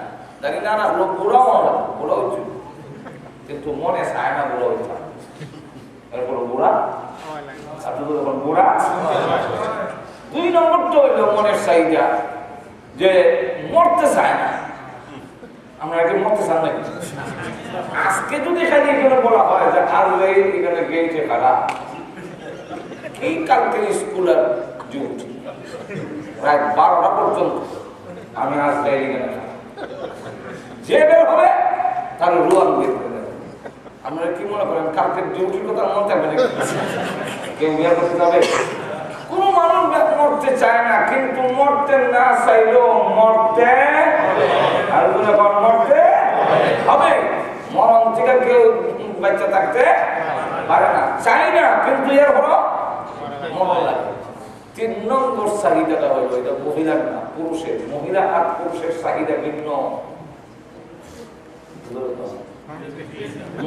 মহিলা আর পুরুষের গঠন ভিন্ন, চাহিদা ভিন্ন, রুচি ভিন্ন। সব ভাঙ্গা এখন অনেক টাইম আমার নাই। মোট কত হলো পুরুষের চাহিদা কি? পুরুষের একটা চাহিদা হইল ডেইলি একটা বিয়ে করতে হলে সে বেশি খুশি। 80 বছরের বুড়া দাদারও যদি কই দাদা গাড়ি তো নাই, একটা বিয়া করাই দেয় দাদা, তখন হাসি দিয়া আমার ডাক দিয়া কাছে রাখতে পারি না, টফি টানা দিয়া হচ্ছে কাছে, তাহলে বোঝা যায় আমার প্রস্তাবে খুশি হয়েছে। কাছে যাওয়ার পরে আমার কি এই বয়স এখন আর আছে, যদি বোঝা যায় তাহলে একটা করলো প্রস্তাবে খুশি হয়েছে। এমন লক্ষ্য করে দেখেন এটা পূরণ হয় না। এই তিনটা জিনিস, এই তিনটা, এক নম্বর হলো টেনশন থাকবে না, ভয় থাকবে না, মনের যা চাহিদা আছে সব পূরণ করা হবে জান্নাতে।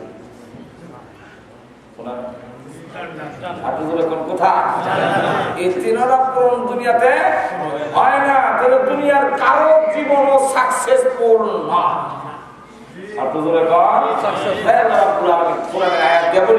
আয়াত বললে তো আপনার বিশ্বাস হবে। আল্লাহ কোরআনে ادخلوا الجنة لا خوف عليكم ولا أنتم تحزنون। আল্লাহ কিয়ামতের মাঠে জান্নাতের ওয়ার্ডার দিয়ে বলবেন উদখুলুল জান্নাতা, জান্নাতের ভিতরে তোমরা প্রবেশ করো, লা খাউফুন আলাইকুমুল ইয়াওমা, আজকের দিনে তোমাদের কোনো আর ভীতি ভয় নাই, ওয়ালা আনতুম তাহজানুন, আর তোমাদের কোনো টেনশন নাই। তাহলে দুইটা হইলাম, ভয় নাই, টেনশন নাই। তিন নম্বর আরেকটা, মা তাশতাহি আনফুসুকুম ওয়া লাকুম ফীহা মা তাদউন।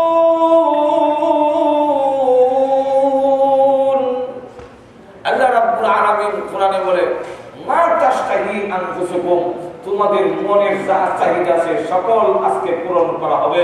মনের চাহিদাটা কি ছিল? প্রথম নম্বর হলো আমরা বৃদ্ধ বুড়া হতে চাই নাই। অসুবিধা কি আপনাদের? কি হতে চাই নাই? বুড়া হতে চাই নাই। জান্নাতে যখন দেওয়া হবে, বুড়া বুড়ি জান্নাতে নেওয়াই হবে না, বুড়া বুড়ি জান্নাতে যাবে না। আপনারা এখন বলছেন কি বলে? আল্লাহ রাসূল বলে আমার কথা না, নবীজি বলে বুড়া আর কালো এই দুই জাতি জান্নাতে নেওয়া হবে না। এর কারণ হলো যে জান্নাতে নেওয়ার সময় বুড়া আর বুড়া থাকবে না, 33 বছরের যুবক বানাইয়া জান্নাতে নেওয়া হবে। বছরের যুবক, 33 বছর। মহিলারা হবে 16 বছরের যুবতী, যত বুড়াই হোক, কিন্তু জান্নাতে যাওয়ার আগে 33 বছরের যুবক পুরুষ, নারী হবে এক বর্ণনায় 16 বছরের যুবতী, আরেক বর্ণনায় নারী পুরুষ সমান সমান বয়স হবে। সমান সমান বয়সে বডি থাকবে কিরকম? আপনার দেহটা এরকম থাকবে না। আল্লাহ জান্নাতে দেওয়ার সময় প্রত্যেকটা পুরুষের বডি হবে আদম আলাইহিস সালামের মতো লম্বা, 70 জিরাআন, 60 হাত অথবা 60 গজ। যদি গজ হয় তাহলে 120 হাত। আর রাসূল যেহেতু বলছেন ওই যুগের হাতে যদি হয় তাহলে 60 হাত অথবা 120 হাত লম্বা হইলে বডি কত লম্বা হবে? সিনা হবে আপনার 7 হাত। চামড়ার কালার হবে ইউসুফ নবীর মতো সুন্দর, গলার কণ্ঠস্বর হবে দাউদ নবীর মতো সুন্দর, চরিত্র হবে বিশ্ব নবীর মতো সুন্দর। আল্লাহ জান্নাতে দিয়া বলবেন এখন এক নম্বর বুড়া হয়ে যাবে। মনের চাহিদা কি? বুড়া হইতে চাও নাই, আর বুড়া হবে। 2 নম্বর তো আমরা 2 নম্বর চাহিদা মরতে চাই নাই। যেরকম ঠিক জান্নাতে যাওয়ার পরে আর মরণ হবে বলেন মরণ হবে না, মরণ নাই। আল্লাহ রাব্বুল আলামিন বলবেন জান্নাতের ভিতরে দিয়া খালিদিনা ফিহা আবাদা, অনন্তকাল পর্যন্ত জান্নাতে থাকো, আর কোনোদিন মরণ নাই। হাদিস শরীফের মধ্যে আসছে জান্নাত আর জাহান্নামের মাঝখানে আরেক হাদিসের মধ্যে এসে ফুলসেরাতের গোড়া মৃত্যু নামক জিনিসটাকে তুমবার আকার ধারণ করে আল্লাহ জবাই করে বলবেন ও জান্নাতীরা নিশ্চিন্তে থাকো, এই মরণ আর কোনোদিন জান্নাতের ভিতরে ঢুকবে না। ও জাহান্নামীরা তোমরাও জেনে রাখো এই মরণ আর কোনোদিন জাহান্নামে ঢুকবে না। মরণ শেষ। তাহলে 2 নম্বর ফাইল আমার মরণ নাই। 3 নম্বর হলো মনের একটা চাহিদা ছিল ঠিক না? আল্লাহ 70 জন হুর করে দিয়া বলবে এটা আপাতত দিলাম, আবার রুসি বদলায়। আপনারা আবার কয়েন না বলে জবরার বুঝে লাগাইবার একটা জান্নাতের জবরা থাকবে না। এর কারণ হলো আপনার ওয়াইফ হবে কি যে আপনার বউকে কি দেওয়া হবে। এখানে আপনার প্রশ্নের জবাব না দিলে সমস্যা হয়। সমস্যাটা হলো একটা পুরুষকে যদি 70 জন ভোগ করে দেয়, একজন নারীকে 70 জন স্বামী দিবে কিনা। আমি আপনাদের কাছে জানতে চাই যে একজন মহিলাকে যদি 70 জন স্বামী দেওয়া হয় তার সুখ হইব কিনা।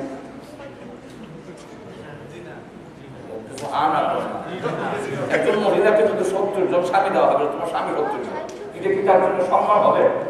এটা কি তার জন্য সুখ শান্তি হবে? হবে না। এই কারণে মহিলাকে 70 জন স্বামী না দিয়া মহিলারও 70 জন হুর করে খাজানা থাকবে। শুধু তা না, তাকে 70,000 হুর করে 70,000 গুণ হুর করে চাইতে দুনিয়ার মহিলাকে আরো সুন্দর আল্লাহ বানায়। আর জান্নাতে যাওয়ার আগে ভিতরের যত হিংসা, বিদ্বেষ, জিদ আর সতীনের যে একটা হিংসা, এটা সব কাইটা পরিষ্কার করে হয়। এগুলো থাকবে না, এগুলো থাকবে না, বুঝবে না। তো 70 জন হুর করে দিকে জান্নাতের ভিতরে যাবে। জান্নাতের ভিতরে গিয়ে দেখবে আপেল নিচের দিকে লটকানো, এক একটা আপেল হবে। আল্লাহ রাসূল বলে বড়ই হবে, বড়ই বোঝেন তো আপনার, বড়ই হবে মটকার মতো। মটকা বোঝেন কিনা জানি না, আমাদের দেশে যে বড় মটকা, মটকার মতো। মুহাদ্দিসিনে কেরাম বলেন এক একটা মটকা দুনিয়ার পাল্লা মাটকিরায় ওজন দিলে 12 মণ ওজন। আপনি আবার বলতে পারেন যে 12 মণ ওজন যদি বড়ই হয় সেটা খামু করবেন, আমি নিচে হয়ে যাবে। আপনার সাইজ তো এরকম থাকতে না, আপনি এমন সাইজ চিন্তা করতে হবে না। বড়ই যদি মটকা হয়, আপেল যে ড্রাম হবে এর মধ্যে কোনো সন্দেহ। একটা আপেল এটা যখন ভাঙছে, ভেঙে দেখে এদের ভিতরে সুন্দরী সুরুষি উৎপুষি উৎপুরি ঘুমটা দিয়া ইরামণি মুখটা পচিত কাপড় দিয়া জিজ্ঞাসা বলবে সুবহানাল্লাহ, আপেলের ভিতরে মহিলা। আল্লাহ বলবেন আশ্চর্য হইও না, আপেলের সাথে বউ পুরস্কার দিলাম। আপনি বলে বলবেন সুবহানাল্লাহ। আপনারা আবার কয়েন না যে এই রকম আমরা দুনিয়াতে পাই কি ছিল একটা পাউডারের ডিব্বা কিনলো একজন মহিলার ছবি আছে, আর এটা তো মরা, এটা তো চিন্তা না। আল্লাহ বাস্তব দিলেন জান্নাতের ভিতরে যখন যাবেন, ঘুরে আসার সময় আল্লাহ বলবেন এই নতুন দিলাম, জীবনে আর কোনোদিন খাসার ভিতর থেকে বের করে দিবেন, নাও নাও পুরস্কার দিলাম বউ। আল্লাহ কোরআনে বলেন হুরুন মাকসুরাতুন ফিল খিয়াম, হুরুন মাকসুরাতুন ফিল খিয়াম, তাবুর ভিতরে কক্ষের ভিতরে সংরক্ষিত ছিল। এই দিলাম লাম ইয়াতুমিতুহুন্না ইনসুন ক্বাবলাহুম ওয়ালা জান। আল্লাহ বলেন কোন মানুষ কোন জিন্নাত জীবনে স্পর্শ করে নাই, জীবনে ছুঁইছে না, ধরছে না, আই লাভ ইউ জীবনে হইছে না। বেশ, সেই জিন্দেগি হইলে হবে আর কিছু বলে এতক্ষণ কি বলে না, সেই জিন্দেগি হইলে হবে সাকসেসফুল। আর সেই জিন্দেগি হইলে সাকসেসফুল। আল্লাহ রাব্বুল আলামিন যে বললেন এক কথা, দেখেন ব্যাখ্যা কত লম্বা। আল্লাহ সেই কথাটাই বললেন, চার শর্ত মানলে ফাউলাইকা হুমুল ফাইজুন। আল্লাহ বলেন সেই জীবন হবে সাকসেসফুল যদি আমার শর্ত মেনে নাও। শর্ত না মানলে শয়তানের বাপ হইলো কাজ হবে না।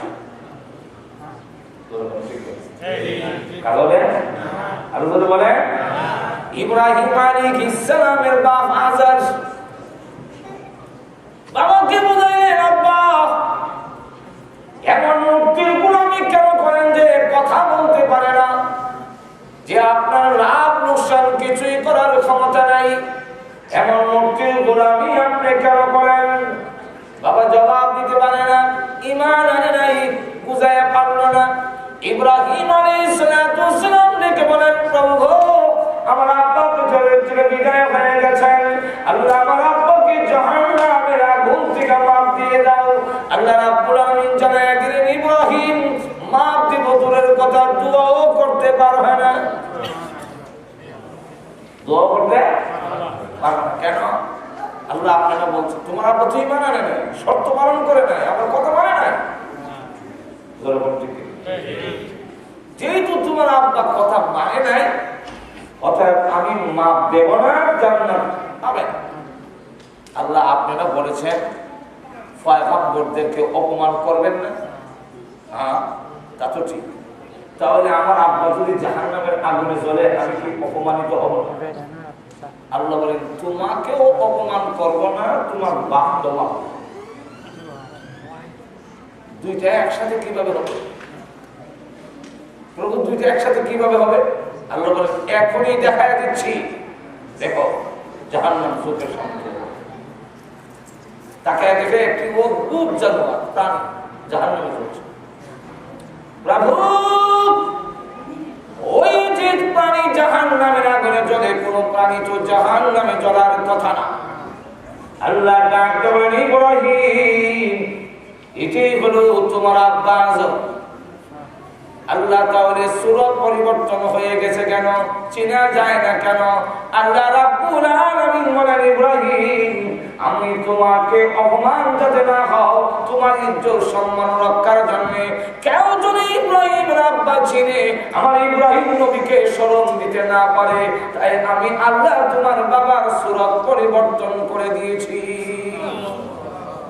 মাফ নাই, মাফ পাইতে হলে পূর্ব শর্ত হলো ঈমান। ঈমান এনেছে হাফসি গোলাম, কৃতদাস গোলামের ঘরের গোলাম বলে মক্কার লোকেরা বলে, কালো কাউয়া বলে আখ্যায়িত করে বিলালকে। হযরত বিলাল রাদিয়াল্লাহু আনহু যদিও হাফসি কৃতদাস গোলাম, তার চেহারার কন্ডিশন ভালো না, চামড়ার কালার ভালো না, গোলাম নিচু শ্রেণীর, কিন্তু ঈমান আনার কারণে আল্লাহ রাব্বুল আলামিন বিলাল রাদিয়াল্লাহু আনহু কোথায় নিয়ে পৌঁছালেন। নবীজি ডাকলেন বিলাল, মনে পূর্ণ হয় না, ওরে বিলাল তুমি কিন্তু ঘাবড়াও না, মক্কার লোকেরা তোমাকে গোলামের ঘরের গোলাম বলে। এক দেশ থেকে আরেক দেশে গিয়ে বাড়ি বানাইলে সিলেটের কোন এলাকায় হয় বৈতল, কোন এলাকায় হয় বুঝি, আর আমাদের ব্রাহ্মণ বেরোন বাসায় বলে বাদাম না। আমার মক্কার লোকেরা নাকি বৈতলের ঘরে বৈতল বাদাম না রে বলেন বাদাম না। বিলালের কি দাম আছে? আল্লাহ নবী ডাক দিলেন বিলাল কেন রাখো কিয়ামতের কঠিন ময়দানে যখন আল্লাহ রাব্বুল আলামিন আমাকে বলেন জান্নাতের গেটটা খুলে দেওয়ার জন্য, কারণ জান্নাতের চাবি আমি বিশ্ব নবীর হাতে থাকবে, ততক্ষণ পর্যন্ত আমি জান্নাতের গেট না খুলবো কোন পয়গম্বর জান্নাতে ঢুকতে পারবে না। জান্নাতের গেট আমি খুলতে হবে, আমি উদ্বোধন করবো সর্বপ্রথম। আল্লাহ রাব্বুল আলামিন বলবেন নবী গো সব নবীরা জান্নাতের গেটে, আপনি জান্নাতের গেটটা খুলে দেন। নবীজি বলেন না, আমার উম্মতের চূড়ান্ত ফয়সালা না শুনি না জান্নাতের দিকে আমি যাব না, আমাকে শুনেন আমার উম্মতের কি ফয়সালা হবে। আল্লাহ রাব্বুল আলামিন তখন লাজ্জা করবেন নবীজি আমি না ওয়াদা দিয়েছি ওয়ালা সাওফা ইউতিকা রাব্বুকা ফাতারদা, আপনাকে আমি আল্লাহ সন্তুষ্ট করব, অসন্তুষ্ট করব না। নবীজি আপনি যতক্ষণ পর্যন্ত খুশি না হবেন ততক্ষণ পর্যন্ত আপনার উম্মতকে আমি আল্লাহ মাফ দিতেই থাকবো। আল্লাহ নবী বলেন বিলাল কিয়ামতের কঠিন ময়দানে আমাকে নেওয়ার জন্য একটা উট আনা হবে, উটের রং হলো সবুজ, পাগুলো উটের রং কি সবুজ হয় দুনিয়াতে? দুনিয়াতে উটের পাগুলো হলো হাড্ডি মাংস রক্তের দ্বারা তৈরি। নবীজি বলেন ওই উট হবে ইয়াকুত জবরদস্ত পাথরের তৈরি, তার পাগুলো আমি যখন উঠে আরোহণ করব তখন ডাকা হবে নবী গো আপনার কালা বিলাল কই? কালো বিলালকে আহ্বান করা হবে ওই দিন, কেন? আমার উটের লাগাম ধরার জন্য। ওরে বিলাল তুমি নিচে থেকে আজান দিতে থাকবে, উটের লাগাম ধরে ধরে আজান দিতে থাকবে। আমার ডান পাশে থাকবে আবু বকর, বাম পাশে থাকবে ওমর। এই সরাসরি জান্নাতে কিয়ামতের ময়দানে বিলাল তুমি আমি বিশ্ব নবীর সাথে জান্নাতে ঢুকবে। আল্লাহ রাব্বুল আলামিনের কাছে এগুলো কোনো বৈষম্য নাই। উনি পয়গম্বরের আব্বা, উনি পয়গম্বরের ছেলে, এই কারণে তাকে জান্নাত দিয়ে দিবে সেই সুযোগ আল্লাহর কাছে নাই। আর সে কিছু শ্রেণী আল্লাহ বলেন আমার কাছে সব সমান, কারণ সকলের সত্তা হলেন আমি আল্লাহ। কে সকলের বানানো কে? আল্লাহর কাছে, ইসলামের কাছে। এই জন্য কালো ভালো, গরিব আর ধনী এর মধ্যে কোনো পার্থক্য নাই। আল্লাহ রাব্বুল আলামিন বলেন সেই জিনিসটা জান্নাতের জিন্দেগি পেতে হলে পুরুষ হোক আর নারী হোক 60টা শর্ত মেনে অতক্ষণ বুঝছেন তো? বিস্তারিত আর কোনের টাইম নেই। এখন 4 শর্ত তো বুঝতে হবে যে 4 শর্ত মানলে পুরস্কার হলো সাকসেসফুল লাইফ। আর সাকসেসফুল লাইফের অর্থ হলো জান্নাতের জিন্দেগি হলেই হবে সাকসেস। দুনিয়ার জীবন সাকসেসফুল না। আপনি যদি মরে যাবেন তখন দেখবেন আপনার ঘর নাই, বাড়ি নাই, কিছুই নাই, সব দেখবেন স্বপ্নের মতো বিলীন হয়ে গেছে। যদি এই দালান কোটা বিশাল মালিক আপনাদের এখানে তো সুন্দর সুন্দর খুব বাড়ি ঘর দেখাইল, আমার আমার এক ভাই নিয়ে সফর করে দেয়, কথাটা বলছেন দেখাইলেও বড় এগুলার আকর্ষণ সত্যিকার আল্লাহ হয় না।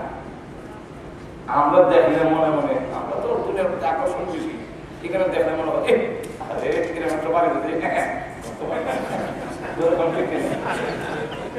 সত্যিকার আল্লাহ এক কোন বাহাদুরি নেই। কাসেম নানতুবি রহমাতুল্লাহ আলাইহি সামনে যদি ইয়াকুব নানতুবি রহমাতুল্লাহ আলাইহির কাছে গেলে হয়তো একজন আছেন আমাদের মধ্যে দেখবেন গপসপ করে কটা দৌড় আপনি মালিক তিনটা, আমি ভাই সব 60টা, আমি খাইছি 30 বছর হয়েছে, 30 বছরের ভিতরে 60টা এই দুনিয়ার গল নিয়ে আর দুনিয়ার দালান কোটা নিয়ে খুব গল্প করা আর খুব আত্মগরিমা করা। উনি বলেন এত সুইফাররা পায়খানা রয়ে যদি কয় একটা জায়গায় তুই কত টুকরি জমা তুই টুকরি, এবার আমি 60 টুকরি জমেছি। আমি দুনিয়া হলো সম্পূর্ণ এই দুনিয়ার জীবনটা সম্পূর্ণ ধোঁকা। যত বুক বিলাসের সামান দেখেন সব ধোঁকা। আল্লাহ রাব্বুল আলামিন বলেন ওয়া মাল হায়াতুদ দুনিয়া ইল্লা মাতাউল গুরুর।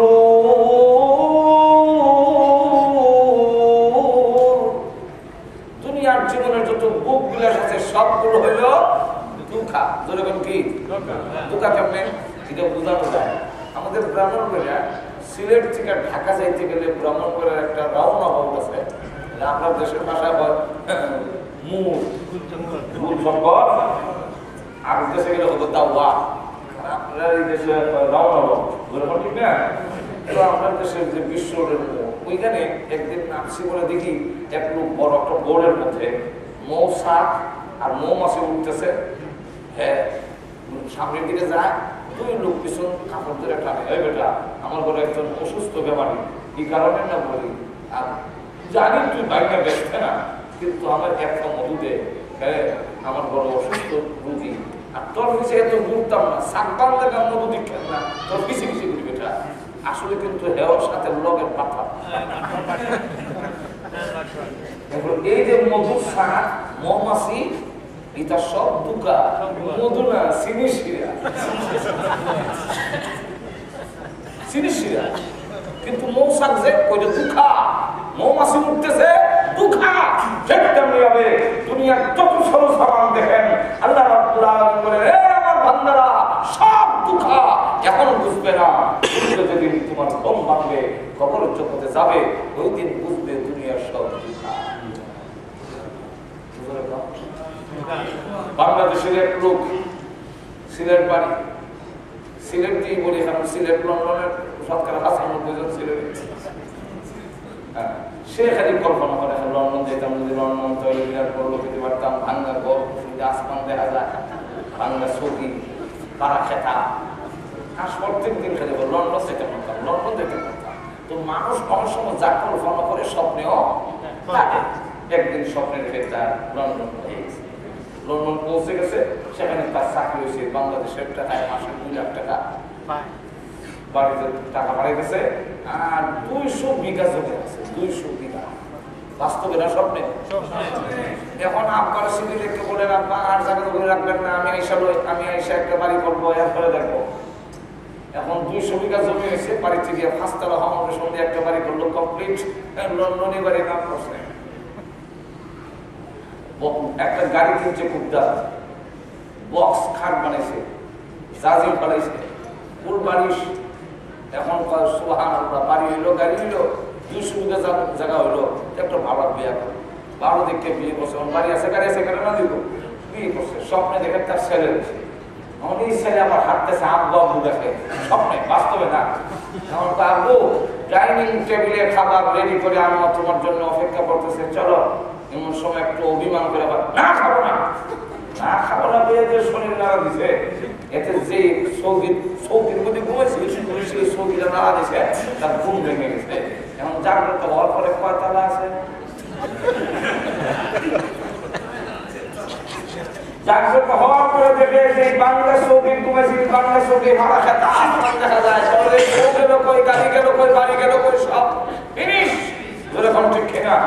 ঠিক তেমনি হবে এই পৃথিবী থেকে যেদিন আপনি আমি বিদায় হয়ে যাব, কবরের জগতে যেদিন সময় দেওয়া হবে, আল্লাহর নবী বলেন, উম্মত রে, যেদিন 2 জন ফেরেশতা এসে ইয়াতিহি মালাকান ফায়াজলিসানিহি, তোমাকে বসাবে, তুমি জাগ্রত হয়ে দেখবে যারা দাফন করতে আসছিল তাদের জুতার শব্দ কারআন আলিহি, জুতার আওয়াজ শোনা যায়। একে রেখে বলবে, তোমরা কেন গো এই কবরে আমি কেমনে থাকবো? আমার তারা রূপটা কই, আমার গাড়ি কই, আমার সব বউ বাচ্চা গেল কোথায়? কেউ যখন সাড়া দেয় না, তখন ওই দিন উপলব্ধি হবে, এতদিন ঘুমেছিলাম, এখন জাগ্রত হয়েছি। তাহলে আসল জিন্দেগি সাকসেসফুল হইলো, জান্নাতের জিন্দেগি পাইলে সেটা হবে সফল। জোরে বলেন ঠিক কিনা? এখন তাহলে সেই জিন্দেগি পাইতে হইলে শর্ত কয়টা মনে আছে? না কয়টা শর্ত? 4টা শর্ত। 4টা শর্ত সংক্ষেপে সংক্ষেপে বলে দেই, বিস্তারিত তো কওয়া সম্ভব না। শোনার ইচ্ছা আছে না আপনারা? না, অসুবিধা হইতেছে? সেই 4 শর্ত কি? নারী হোক আর পুরুষ হোক, 4 শর্ত মেনে নিলে সেই পরকালের জিন্দেগি পাওয়া যাবে, যেখানে জান্নাতি জিন্দেগি। কমের পক্ষে আল্লাহ যে বাড়ি আমাদের দিবে, সেই বাড়ির আয়তন হলো ছোটটা এই পৃথিবীর 10টা পৃথিবীর সমান। কটা পৃথিবীর সমান? এর চাইতে ছোট আর নাই। আর বড়রা যে কত বড়, এটার হিসাব আপনাদের সন্ধানী সম্ভব নয়। সবচেয়ে বড় বেহেশতের নাম হলো জান্নাতুল ফিরদাউস। ধরে কোনটা? জান্নাতুল ফিরদাউস। জান্নাতুল ফিরদাউস সবচেয়ে বড়, সম্মানের দিক থেকেও বড়, আয়াতনের দিক থেকেও বড়। জান্নাতুল ফিরদাউস, জান্নাত আছে কোথায়? ও জান্নাত আছে 7 আসমানের উপরে আল্লাহর আরশের নিচে। তবে জান্নাতুল ফিরদাউস যে জান্নাতটা, এটা ডাইরেক্ট আল্লাহর আরশের বরাবর নিচে যে বেহেশত, এটার নাম হলো জান্নাতুল ফিরদাউস। তো আল্লাহর আরশের নিচে যে জান্নাত হবে, এটা সম্মান বেশি না কম? বেশি। আপনারা বলেন বেশি। সম্মানের দিক থেকেও জান্নাতুল ফিরদাউস সম্মানী, আয়াতের দিক থেকে এত বড়। জিবরাইল আলাইহিস সালাম রাসূলের সামনে একদিন আসলেন, এসে ব্যাখ্যা দিতেছেন, ইয়া রাসূলুল্লাহ, 2টা ব্যাখ্যা আপনার সামনে আজকে দিই। বলে 2টা মাজিদ, মাজিদ জিম দিয়া না, যা দিয়া। জিম দিয়া মাজিদের অর্থ আরেকটা, আর যা দিয়া মাজিদের অর্থ আরেকটা। জিম দিয়া মাজিদ বলে এর অর্থ হয় সম্মানিত, আর যা দিয়া মাজিদ এর অর্থ হলো খুব লম্বা, খুব বড়, বড়কে মাজিদ বলা হয়। তো 2টা মাজিদের বর্ণনা আপনাকে এখন দিতে আসছি। একটা হলো ইয়াউমুল মাজিদ, আর একটা হলো ময়দানে মাজিদ। ইয়াউমুল মাজিদ হলো দুনিয়াতে আমরা জুমাবারে আমরা বলি ইয়াউমুল জুমা, আর আল্লাহর কাছে এই দিনটা হলো ইয়াউমুল মাজিদ। অর্থাৎ এই দিনে বান্দা বান্দির এত দোয়া কবুল হয়, আর কোনদিন এত দোয়া আল্লাহর দরবারে কবুল হয় না। বেশি দোয়া কবুল হয় জুমার দিনে। আরেকটা হলো ময়দানে মাজিদ। ওগনবীজি, জান্নাতুল ফিরদাউসের ভিতরে একটি মাঠ আছে যার নাম মাজিদ। এই মাঠ কত বড় আমি জিবরাইল আপনার সামনে তুলে ধরতে চাই যে আল্লাহ রাব্বুল আলামিন আমাকে সৃষ্টি করেছেন বিশাল আকৃতি দিয়ে। সমস্ত নবীরা জিবরাইলের পূর্ণ আকৃতি দেখেন নাই, শুধু আমাদের নবী জিবরাইলের পূর্ণ আকৃতি দেখছেন দুইবার। সর্বমোট আমাদের নবীর সাথে জিবরাইলের দেখা হয়েছে তাফসীরে আহকামুল কোরআনে আল্লামা আবু বকর জাসসাস রাহমাতুল্লাহ আলাইহি লেখেন রাসূলের সাথে জিবরাইলের দেখা হয়েছে ২৪,০০০ বার। কিন্তু এর মধ্যে মাত্র দুইবার পূর্ণ আকৃতি দেখছেন, একবার হেরা পর্বতের গুহায়, আরেকবার দেখছেন মেরাজের রাত্রিতে সিদরাতুল মুনতাহা। মুসলিম শরীফের হাদিসের মধ্যে উল্লেখ করছেন আল্লাহ রাসূল বলেন যে জিবরাইলের মাথা থেকে পা পর্যন্ত আমাকে যখন দেখানো হলো, আমি দেখি তার এই আলোর থেকে নিচটা ৭ তবক জমিনের নিচে, উপরটা ৭ম আকাশের উপরে, আর দেহের মধ্যে ৬০০ নূরের পাখা লাগানো। এক একটা পাখা এত বড়, এইভাবে প্রশস্ত করলে পৃথিবীর এক প্রান্ত থেকে আরেক প্রান্ত পর্যন্ত আগ দিয়ে লাগানো হয়। সুবহানাল্লাহ বলবেন, এর থেকে বড় আরো কোনো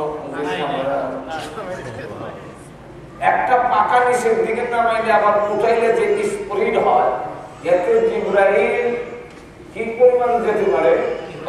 ১,০০০ বছরের রাস্তা যেতে পারেন একটা পাকা নামাইয়া আবার উঠাইলে। তবে ৬০০ পাকা একবারে নামাইয়া টান দিলে কয় হাজার বছর যাইব। তার কি পরিমাণ স্পিড, এগুলা বলনের সময় আমার নাই, অন্য আবার সময় কিছু রাখন দরকার। ভবিষ্যতে যেমন যাওয়ার আরো পাওয়া যায়, সব করে তো ভবিষ্যতে হওয়ার কোনো আশা আবার কোন সময় সুযোগ যদি আমরা হায়াতে দেয় রিজিকের টাকা দিলে বলবো তার কত স্পিড, এটার একটা মাপ আছে। তো জিবরাইল আলাইহিস সালাম বলেন যে ৬০০ নূরের পাখা দিয়া আমি ওই ময়দানে মসজিদের এক মাথার থেকে আরেক মাথা যাওয়ার জন্য আমি একদিন ২ দিন না ধারাবাহিক ভাবে ৭০ বছর পর্যন্ত পাখা উঠাইলাম না, কিন্তু ওই মাঠের কোনো কুল কিনার পাই। তো বাড়ি হবে কমের পক্ষে ১০টা পৃথিবীর সমান, উপরেরটা আর বলা হয় না, এতটুকু বড় হয়েছে। তোমাদের স্বাস্থ্য এমন হবে, পেশাব পায়খানাও থাকবে না, নাকে ইঙ্গিত থাকবে না, চোখে পুলিশ থাকবে না, মুখের মধ্যে কফ কাশি থাকবে না, কোনদিন অসুখ হবে না, মলমূত্র নাই, আর কোনদিন অসুখ বিসুখ নাই, স্বাস্থ্যের দিক থেকেও উন্নত মানের। তোমার ৮ লক্ষ খাদেম থাকবে, শুধু খাবার এনে দিবে, তাদের সংখ্যা হবে ৮০,০০০। দুটো হাতে প্লেট থাকবে, প্রতি ওয়াক্তে তোমাকে ১,৬০,০০০ প্লেট খাবার দেওয়া হবে, আর খাবারের আইটেম থাকবে ৭০,০০০। তুমি একটার মধ্যে কিভাবে বসবে তাও আল্লাহ উল্লেখ করে দিয়েছেন যে একটার মধ্যে বসবে আর তোমার বেগম সাহেব ওয়াইফ বসবে আরেকটা। এলান দিয়ে বসবে, আবার স্বামী স্ত্রীর সামনাসামনি না বলে সাইডে সাইডে বইলে মাথা ঘুরে দেখতে অসুবিধা, কথা বলতে একটু অসুবিধা। এই জন্য আল্লাহ বলেন মুত্তাকিইনা আলাইহা মুতাকাবিলিন, সামনাসামনি বসানো হবে। আর তোমার চাকর চাকরানীরা, ছোট ছোট বাচ্চারা, ইয়াতুফু আলাইহিম ওয়ালদানুন মুখাল্লাদুন, ছোট ছোট বাচ্চারা যারা কিশোরী থাকবে, এরা যুবক হবে না, এরা তোমাদের জন্য বিভিন্ন খাবার নিয়ে আসতে থাকবে। এইভাবে যখন খেতে থাকবে, গাছের ডালে যখন পাখি গান গেতেছে তখন দেখে বলবে ওই পাখিটার গোশত খেতে পারলে খুব ভালো হইতো। এমনি দেখবে পাখি মানে পাখিরা যাকে যাকে এক টেবিলে নামছে, এই পাখি হয় আমারে খান, এইটা হয় আমারে খান, আরেকটা ডাক দিয়ে আমারে খেয়ে দেখেন, আমি জান্নাতুল ফেরদাউসের গাছ খাইছি, আমি তুবা নামক গাছের ফল খাইছি, আমার গোশত খুব স্বাদ। এদিকে দেখেন এটা আমার আগের ভিতরে ঝোল দেওয়া বাজি, আর এদিকে দেখেন খুব শুকনা বাজি, রোস্ট 2 রকমের হয়, একটার মধ্যে ঝোল দেয়, একটা পুইরা কোনটা আপনার খুশি হয়, একটা এদিকে দেন একটা, সেই জিন্দেগি যদি পাও তবেই হবে তোমাদের জীবন। ঠিক না? 4টা শব্দ আসলে বেলায় আছে।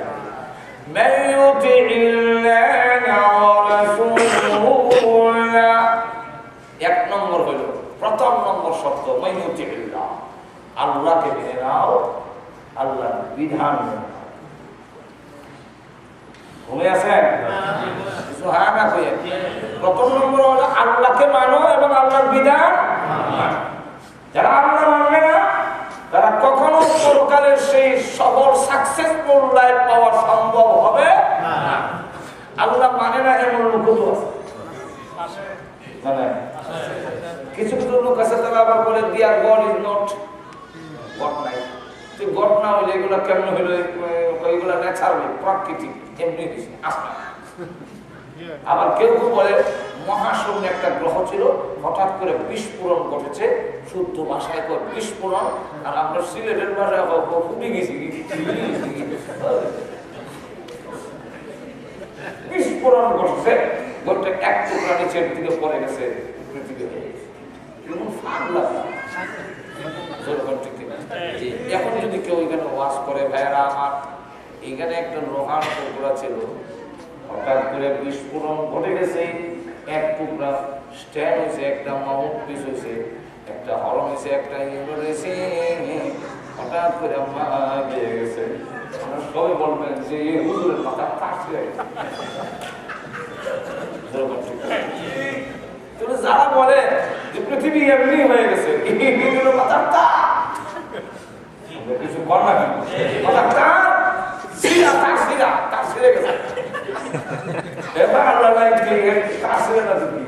আমরা বলতে পারি বলবো কেমনি? এই লোকগুলো তো বড় বড় শিক্ষিত লোক আছে, শিক্ষিত হইলেও তার সিরে স্কুলে গেছে এক ইন্সপেক্টর গিয়া জিজ্ঞাসা করে এটা কোন ক্লাস, কয়টা অঙ্কের ক্লাস। ছাত্ররা আগে আমরা স্কুলে পড়বার সময় ইন্সপেক্টর দিত, তো কোন ক্লাস বলে এটা অঙ্কের ক্লাস। ও ঠিক মতো এসে তাহলে একটা অঙ্ক করতো, বলে কি অঙ্ক স্যার? বলে আমি গাড়ির থেকে নেমে তোমাদের স্কুলে আসতে আমার 15 মিনিট সময় লেগেছে, বলো দিকে আমার বয়স কত? ছেলেরা কয় যুগ বিয়োগ পূরণ বাঘ এলজেব্রা লেফালজেব্রা লসাগু মশাগু যা করছিলাম কোন সাগু মাগু কাজে লাগে। সব ছেলেরা কলম রেখে বসে রয়েছে, আর এক ছেলে কলম দেয়া। কিছু ছেলেরা থাকে না হলবি, তুই কি না স্যার আপনার বয়সটা বের করতে। আচ্ছা কতক্ষণ পর জিজ্ঞাসা কি আমার বয়সটা বের করছো? জি স্যার বের করছি। কত? আপনার বয়স 60, আর 18 আন্দাজে লেগে গেছে। তুই যে আমার বয়সটা 60 বের করলে এটা কোন সূত্রে? সূত্র থাকতে হবে, সূত্রটা হবে না। সূত্র আছে স্যার। বলে কি সূত্র?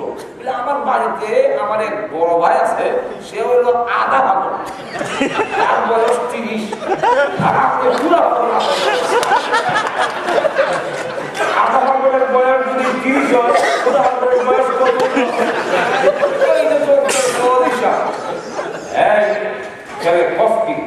আমি একটা লেখাপড়া করে শিক্ষিত করেছি, আমি পুরা পাগল। স্যার আপনি লেখাপড়া করছেন ঠিকই, কিন্তু আপনার প্রশ্নে বোঝা যায় আপনার আর না হলে এই জাতীয় প্রশ্ন আপনি করতে ঠিক তেমনি ভাবে এই পৃথিবীর কোনো কিছু একজন বানানোওয়ালা না থাকলে, স্রষ্টা না থাকলে অটোমেটিক কোনো কিছু হয় না, কোনো কিছু অটোমেটিক হয় নাই। সকলের বানানোওয়ালা যিনার নামই হলো আল্লাহ, যিনি একক, যিনি অদ্বিতীয়, তার কোনো শরীক নাই।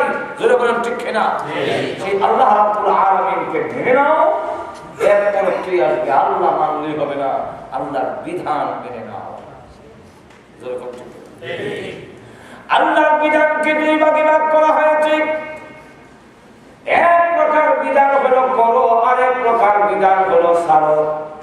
এক প্রকার বিধান হলো করো, আর এক প্রকার বিধান হলো করো না। আমরা আমার কথা বুঝেন কিনা জানি আমার সমর্থন দিয়ে। বিধান প্রথমত কয় প্রকার? দুই প্রকার, করো ছাড়ো। নামাজ রোজা হজ যাকাত করো, সুদ ঘুষ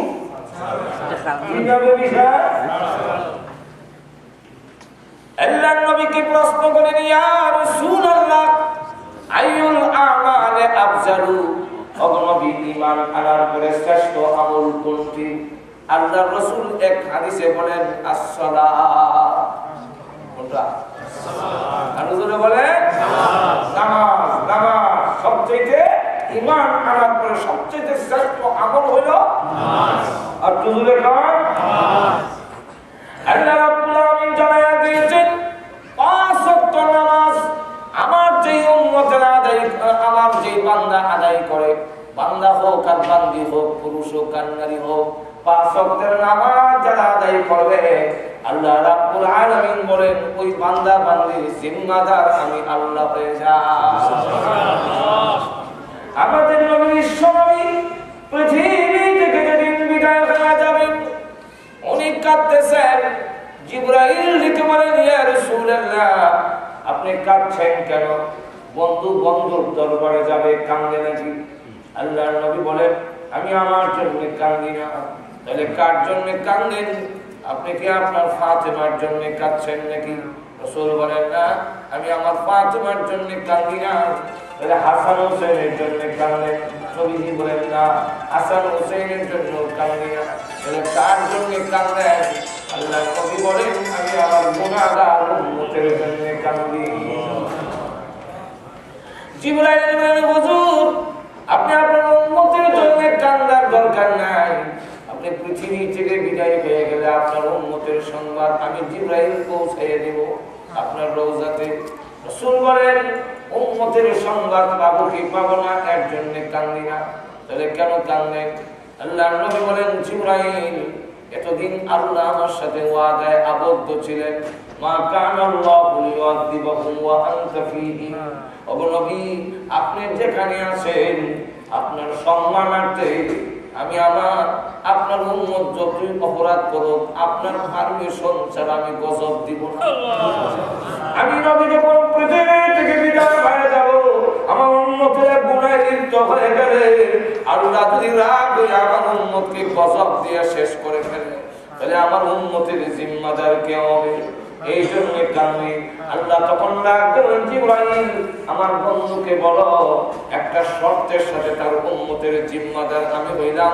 তার উম্মত যারা 5 ওয়াক্ত নামাজ আদায় করবে, আনা কাফিলুন মিনহুম, আমি স্বয়ং আল্লাহ এখন থেকে তার উম্মতের জিম্মাদার হয়ে গেলাম।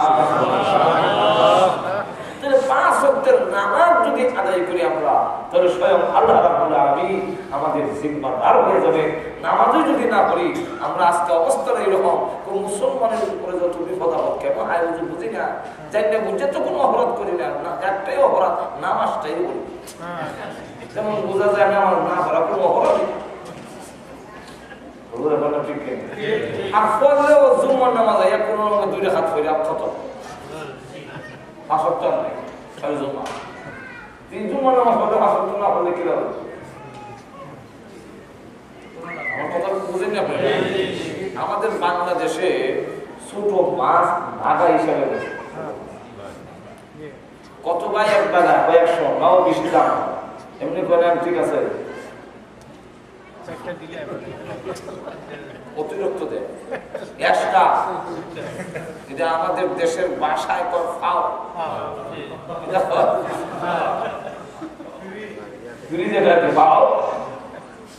একজন দূর থেকে দেখে এই আমার ঘরে 3 জন খানে, আমি তো 10টা দোকান থেকে এই ফাউডা নিলে আর বাগানে উঠলেন, তখন সে নিয়ে আবার ভাই আমি বাগান নিব না, ওই ফাউডা দেন। তখন সাবেকার বাপ এই ফাউডা বাগার সাথে হিট করা, বাগানি না বাগানি না আমাদের দেশের সাবেকার বাপ জুম্মার নামাজ আপনি কোথায়? আল্লাহ জানাই দিয়েছেন জুম্মার ফজিলত 5 ওয়াক্তের নামাজের সাথে হিট করা। হুজুরে কম 5 ওয়াক্তের নামাজ যেদিন হবে, একবারে ইংল্যান্ডে এখন এমন অবস্থা হয়েছে, রাস্তার এই পাশে মসজিদ, এই পাশে মসজিদ, দাওরা হাদিস, পুরুষ মাদ্রাসা, মহিলা মাদ্রাসা, মোটামুটি বাংলাদেশের পরিবেশ সৃষ্টি হয়ে গেছে ইংল্যান্ড। তো একবারে ইহুদি এক মুসলমানে দেখেন জিজ্ঞাসা করে, তোমরা যদি এখন আমাদের আতঙ্ক আচ্ছা তোমরা ফজর নামাজে কি পরিমাণ লোক হয়? 50 জন, ও জোরের সময় 200, আসর 300, মাগরিবের সময় এরকম 300 লোক হয়, জুমার নামাজে 3-4 লোক হয়, কোনো বিপদ নেই। কি তৈরি না তোমরা নিয়ে যে ডর আছে আপনার ডর নেই কেন? যে তোমরা জুমার নামাজে 3000 আর ফজর নামাজে 50, এই জুমার নামাজে 3000 ফজর সময় যাই বোঝা গেলে এখনো তোমরা পুরোপুরি মুসলমান হয়েছে। আমরা যেদিন তোমাদের ফজরের নামাজ আর জুমার নামাজ ত্যাগ হয়ে যাবে, সেদিন মুসলমানকে আরো ধরে বলে। আচ্ছা যাক, বিস্তারিত আলোচনা করার টাইম নেই, যে সে সাইটটা বলতে পারবো, খালি সংখ্যাটা বলে যায়। 1 নম্বর, আল্লাহর বিধান মানো, এর মধ্যে শ্রেষ্ঠ হলো নামাজ। মনে আছে তো আপনারা? আরো ধরে কম, আমি এবং আমার ফ্যামিলি আমার বাচ্চাগুলোকে নামাজ পড়াইতে রাজি আছি তো ইনশাআল্লাহ। নামাজ না হলে আমি মুসলমান দাবি করলাম কোন যুক্তিতে? ঠিক না? আমরা নামাজ পড়বো, ঘরে নামাজ পড়ানোর চেষ্টা করবো, বাচ্চাগুলোকে নামাজ পড়াবার চেষ্টা করবো। আর না হয় এই বিশাল মসজিদ, আল্লাহ না করুন এমন একদিন আসবে এই মসজিদে ঢুকার কোনো লোক নেবে না। কিন্তু বহু মুসলমান দেশ, ইসলাম দেশ, ইসলামী দেশ আজকে বিলীনে। আমরা যদি আমাদের ভবিষ্যৎ প্রজন্ম, আমাদের আওলাদগুলোকে নামাজে না বানাই, মসজিদে আইনে যদি সম্পৃক্ত না করি, বলে যেতে না পারি, যদি একদিন আমরা বিদায় হয়ে গেলে মসজিদ কাঁদবে, কেউ নামাজ পড়বে না। এই জন্য আমিও নামাজ পড়বো, আমার ঘরের বাচ্চাদেরকে নামাজ পড়ে বা চেষ্টা করার দরকার আছে। করো না, করো না, বিধান 2 নম্বরে লোক করো না। করোনার মধ্যে রসুলকে জিজ্ঞাসা করেন সাহাবায়ে কেরাম, ঈমান আনার পরে যত গুনাহ আছে এর মধ্যে সবচেয়ে বড় গুনাহ কোনটি? নবী আমাদেরকে জানাইলেন, আল্লাহ রাসূল তখন বলেন, আল ইশরাকু বিল্লাহ, আল্লাহর সাথে কোনো বস্তুকে বরাবর করা, এটার নাম হলো শিরক গুনাহ। এই গুনাহ হলো সবচেয়ে বড় গুনাহ। এই গুনাহ যদি কেউ করে ফেলে আর তওবা না করে এই অবস্থায় মারা যায়, জান্নাত তার জন্য হারাম, জাহান্নাম তার জন্য ওয়াজিব। আর যদি এই গুনাহ না করে থাকে, অন্য কোনো গুনাহ করে থাকে, তাহলে এই অবস্থায় যদি মরেও যায়, শাস্তি দিয়েও মাফ দিতে পারেন। আল্লাহ ইচ্ছা করলে শাস্তি ছাড়াও মাফ করার মতো ক্ষমতা আল্লাহ রাখেন। আল্লাহ কোরআনে জানিয়েছেন, ওয়াজিব মাইয়াশা ওয়া ইয়াগফিরু লিমান ইয়াশা, যে কোনো একটা অজুহাতে তাকে মাফ করেও দিতে পারেন। তাহলে এখন আসুন 1 নম্বর, আল্লাহ বিধান মেনে নাও যদি তুমি সাকসেসফুল লাইফ চাও। 2 নম্বর হলো আল্লাহর বিধান যে মানবে, তোমার ইচ্ছা মতো মানলে হবে না। কার পদ্ধতির মধ্যে, কার তরিকার মতো মানতে হবে? বিশ্ব নবী। কথা জোরে বলেন ঠিক না? লা ইউতিইল্লাহা ওয়া রাসূলহু। এখন রাসূলের সুন্নাত যদি তুমি না মানো, খালি ফরজ আদায় করলে, আমরা অনেক সময় মনে করি কি সুন্নাত না করলেও খালি ফরজ করে যায়। যদি আপনি ফরজ নামাজ যদি পড়েন, তাহলে শুধু আল্লাহ রাব্বুল আলামিনের ফরজ ডিউটি আদায় করলেন। কিন্তু কিয়ামতের মাঠে আপনি যখন বিপদগ্রস্ত হবেন, তখন অবশ্যই রাসূলের সুপারিশের প্রয়োজন হবে। যেরকম ঠিক না? আপনাদের এই মনের আকাঙ্ক্ষা আছে নি যে রাসূলের সুপারিশের আমার দরকার? আর দরকার আছে? যদি দরকার থাকে তাহলে যে যত বেশি রাসূলের সুন্নাত আদায় করবে, সে কিয়ামতের মাঠে রাসূলের সুপারিশ পাবে। আর যে মনে করে সুন্নতের দরকার নাই, এর রাসূলের সুপারিশের দরকার নাই, এ যদি পারে একলা ক্ষমতা যাবে। ঠিক না? এই জন্য আল্লাহ বিশ্ব নবী রাহমাতুল্লিল আলামিনের সুন্নাত আদায় করার উদ্দেশ্য হইল, যে যত বেশি সুন্নাত আদায় করবে, কিয়ামতের মাঠে সে তত বেশি রাসূলের সুপারিশ পাবে। তো আল্লাহ রাব্বুল আলামিন জানাই দিয়েছেন, শুধু নামাজ পড়ার জন্য আমি বলছি, কিভাবে পড়তে হবে সেই নামাজ শিক্ষা দিয়েছেন আমার নবী, বিশ্ব নবী রাহমাতুল্লিল আলামিন। এখন যত হাদিস আছে, নামাজ সাল্লু কামা রাআইতুমুনি উসাল্লি, রাসূল বলতেন তোমরা নামাজ পড়ো আমাকে যেভাবে নামাজ পড়তে দেখেছো। আমরা তো ডাইরেক্ট দেখছি না রাসূল কেমন নামাজ পড়ছেন, সুতরাং তখন হাদিসের কাছে যেতে হবে। হাদিসের মধ্যে গেলে দেখা যায় রাসূল হাদিস নাবির নিচে হাত বান্দার হাদিস আছে, নাবির কুফরে বান্দার হাদিস আছে, আবার হাত বাঁধেন নাই এই হাদিসও আছে। এখন আপনি কোনটা মানবেন? রাসূল যেমনে করছেন এমনি করবেন তো কেমনে করবেন?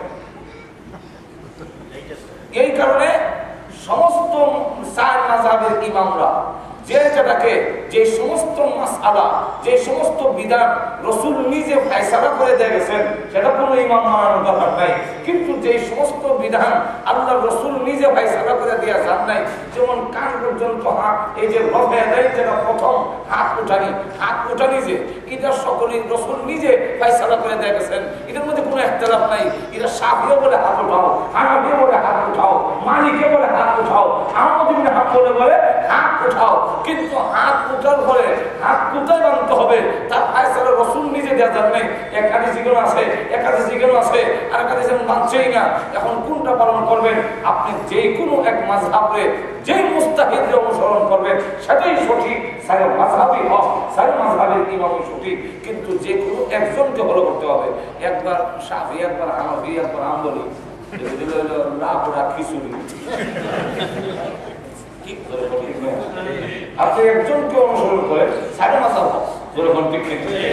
আর আমি নিজে নিজে চলা সম্ভব না, একজন অনুসরণ করতেই হবে, যেরকম ঠিক ঠিক। আমি লা মাযহাব কোন মাযহাব মানি না, তো লা মাযহাবও তারেক মাযহাব। এই জন্য আপনি রাসূল সাল্লাল্লাহু আলাইহি ওয়াসাল্লাম যেমনি নামাজ আদায় করেছেন, এখন ইমাম আবু হানিফা রাহমাতুল্লাহ আলাইহি মত হইল যে আমরা যদি এখানে পুরুষরা বান্ধে নাবির নিচের হাদিস, আর যদি মহিলারা বান্ধে বুকের হাদিস, আবার সামি আল্লাহু লিমান হামিদা হইয়া যখন হাত এমনি ছেড়ে রাখবা, এরা হাত বাঁধলো না, অনেক আছে আবার বাইরে করতে হয়, আর আমরা এমনি রাখবা তাহলে এই হাদিস আমল হইল, এটাও আমল হইল, এটাও আমল। এখন এই জন্য রাসূল সাল্লাল্লাহু আলাইহি ওয়াসাল্লাম যেমন নামাজ পড়েছেন এইভাবে যদি মানো, আমার বিধান মানো, 2 নম্বর শর্ত হইল এইভাবে নামাজ পড়া গেল। দুইটা, একটা আল্লাহর হুকুম মানো, 2 নম্বর হলো নবীর তরিকা মানো, 3 নম্বরটা ওয়া ইয়াখশাল্লাহ। গুনাহ করেছো, এখন তুমি আমি আল্লাহকে ভয় পেয়ে যাও। প্রভু জাহান্নামের আগুন জীবনে কোনোদিন দেখিনি, কবরের আযাব দেখিনি, তোমাকেও কোনোদিন দেখিনি, কিন্তু গুনাহ করে ফেলেছি, আমি জিনা করে ফেলেছি, মদ খেয়ে ফেলেছি।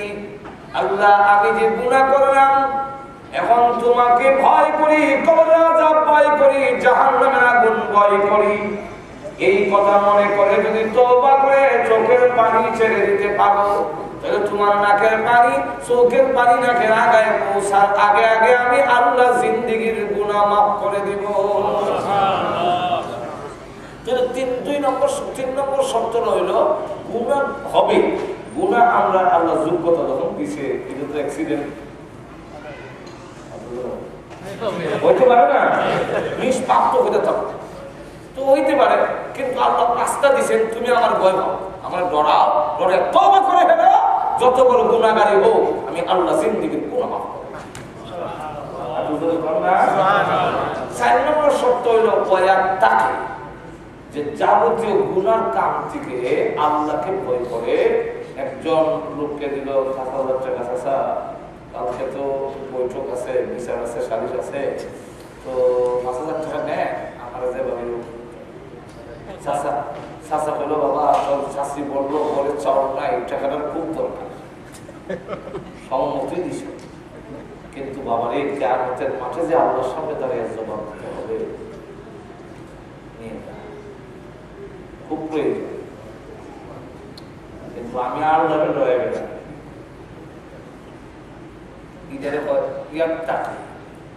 কিয়ামতের মাঠে আল্লাহর সামনে দাঁড়িয়ে জবাব দিয়ে করতে হবে, এই ভয়ের কারণে গুনার কাম করে না, গুনার থেকে বাচ্চা থাকে, এটার নাম তাকওয়া। এটার নাম তাকওয়া। এক ছেলেকে আরেক মেয়ে মনে করেন একটা টেলিফোনে বললো, আই লাভ ইউ, তোমার আমার খুব পছন্দ হয়, তোমার সাথে জবাব দেয় আল্লাহ, আমি আল্লাহকে ভয় করি, কিয়ামতের মাঠে আল্লাহর সামনে আমার জবাব দিতে হবে, আমি এগুলো করবো। এটার নাম হইল তাকওয়া। আল্লাহ বলেন এই 4 নম্বর শর্ত যদি পালন করে নাও, গুনার কাম থেকে বেঁচে থাকো, আমি আল্লাহকে ডরাইয়া আমি আল্লাহ ওয়াদা দিলাম জান্নাতের সকল জিনিস। আল্লাহ আমাদের সকলকে তৌফিক দান করুন। আমিন। আরো জোরে বলেন আমিন। আমিন।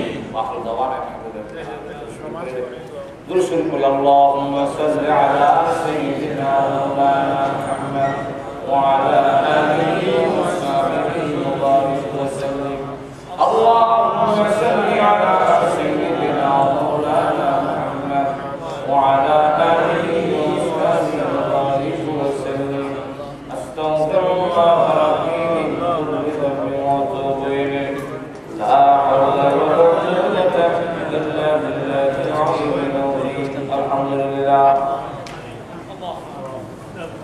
ربنا ظلمنا أنفسنا وإن لم تغفر لنا وترحمنا لنكونن من الخاسرين ربنا هب لنا من أزواجنا وذرياتنا قرة أعين واجعلنا للمتقين إماما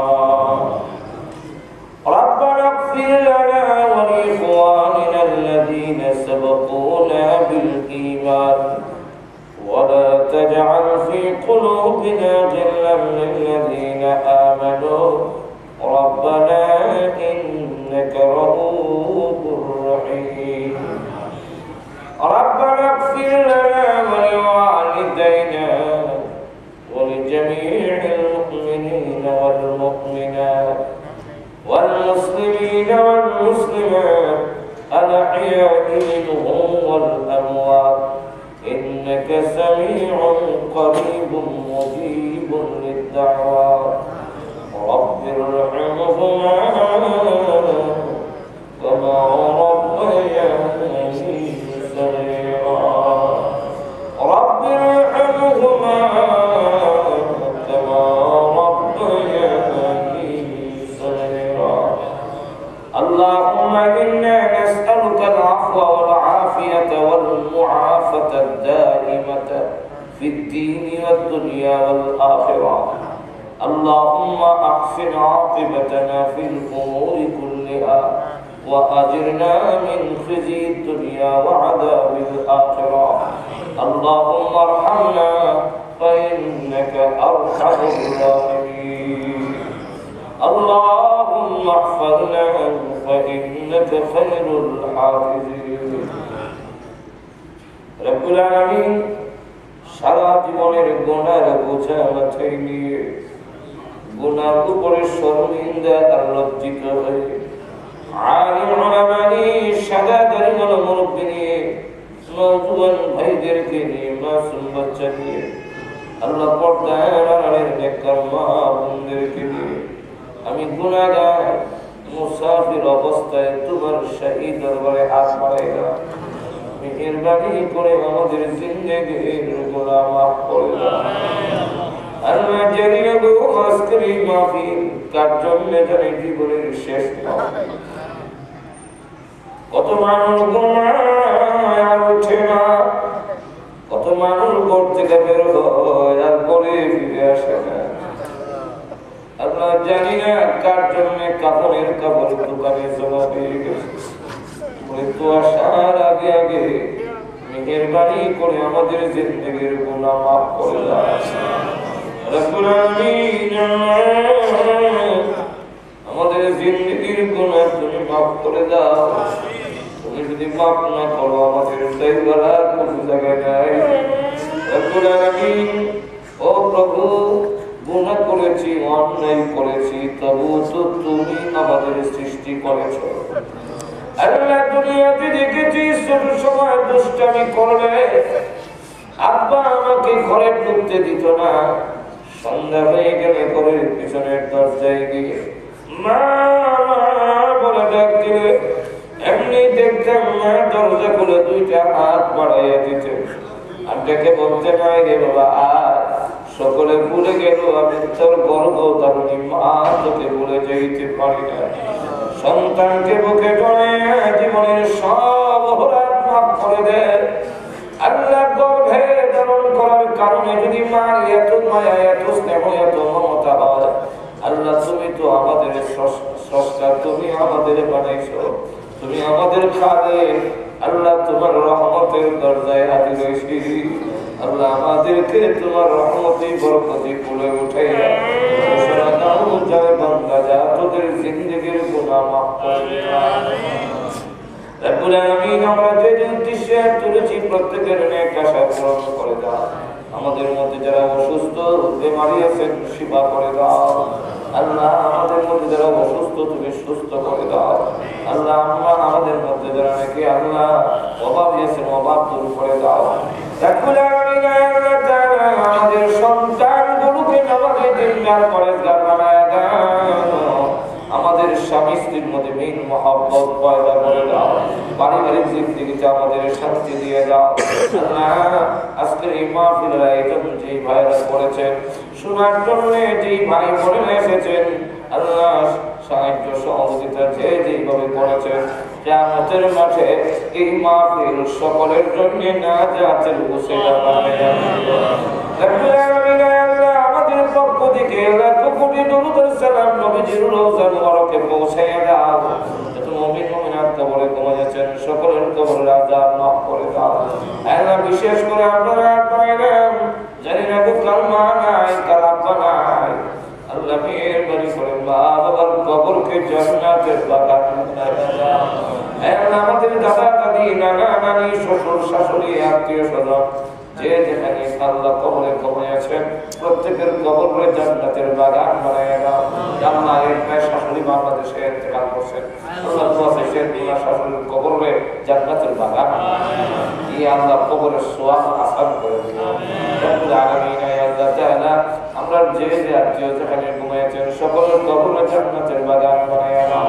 আল্লাহ যারা দুনিয়াতে বেঁচে আছেন তাদেরকে হায়াতে তাইয়্যিবা দাও আল্লাহ আমাদের সকলকে হারামাইন শরীফাইন বারবার জিয়ারত করার তৌফিক দাও আল্লাহ যতদিন দুনিয়াতে রাখো তোমার হুকুম তোমার নবীর তরিকা অনুযায়ী জীবন যাপন করার তৌফিক দাও যেদিন মরণ দাও ঈমানের সাথে মরণ দিও আল্লাহ আমাদের জবানে কালিমা শাহাদাত জারি করে দিও ربنا تقبل منا انك انت السميع العليم وتب علينا انك انت التواب الرحيم يا الله এই মসজিদে কবুল করো এই মসজিদের যারা কমিটিতে আছে পাঁচ ওয়াক্তের নামাজ যারা আদায় করে এই মসজিদ যারা কায়েম করলে আল্লাহ সকলের জন্য মসজিদ নাজাতের জন্য আল্লাহ কিয়ামত পর্যন্ত এই মসজিদ সহ আমেরিকার যত মসজিদ আছে সকল মসজিদে কিয়ামত পর্যন্ত জামাতের সাথে নামাজ জারি থাকার ব্যবস্থা ইয়া আল্লাহ ইয়া রাহমান আমেরিকাতে যত মুসলমান মরণে আছে প্রত্যেকের ঈমান আমলের জন্য হেফাজত করুন সাল্লাল্লাহু তাআলা আলা খায়রি খালকি মুহাম্মাদিন ওয়া আলিহি ওয়া সাহবিহি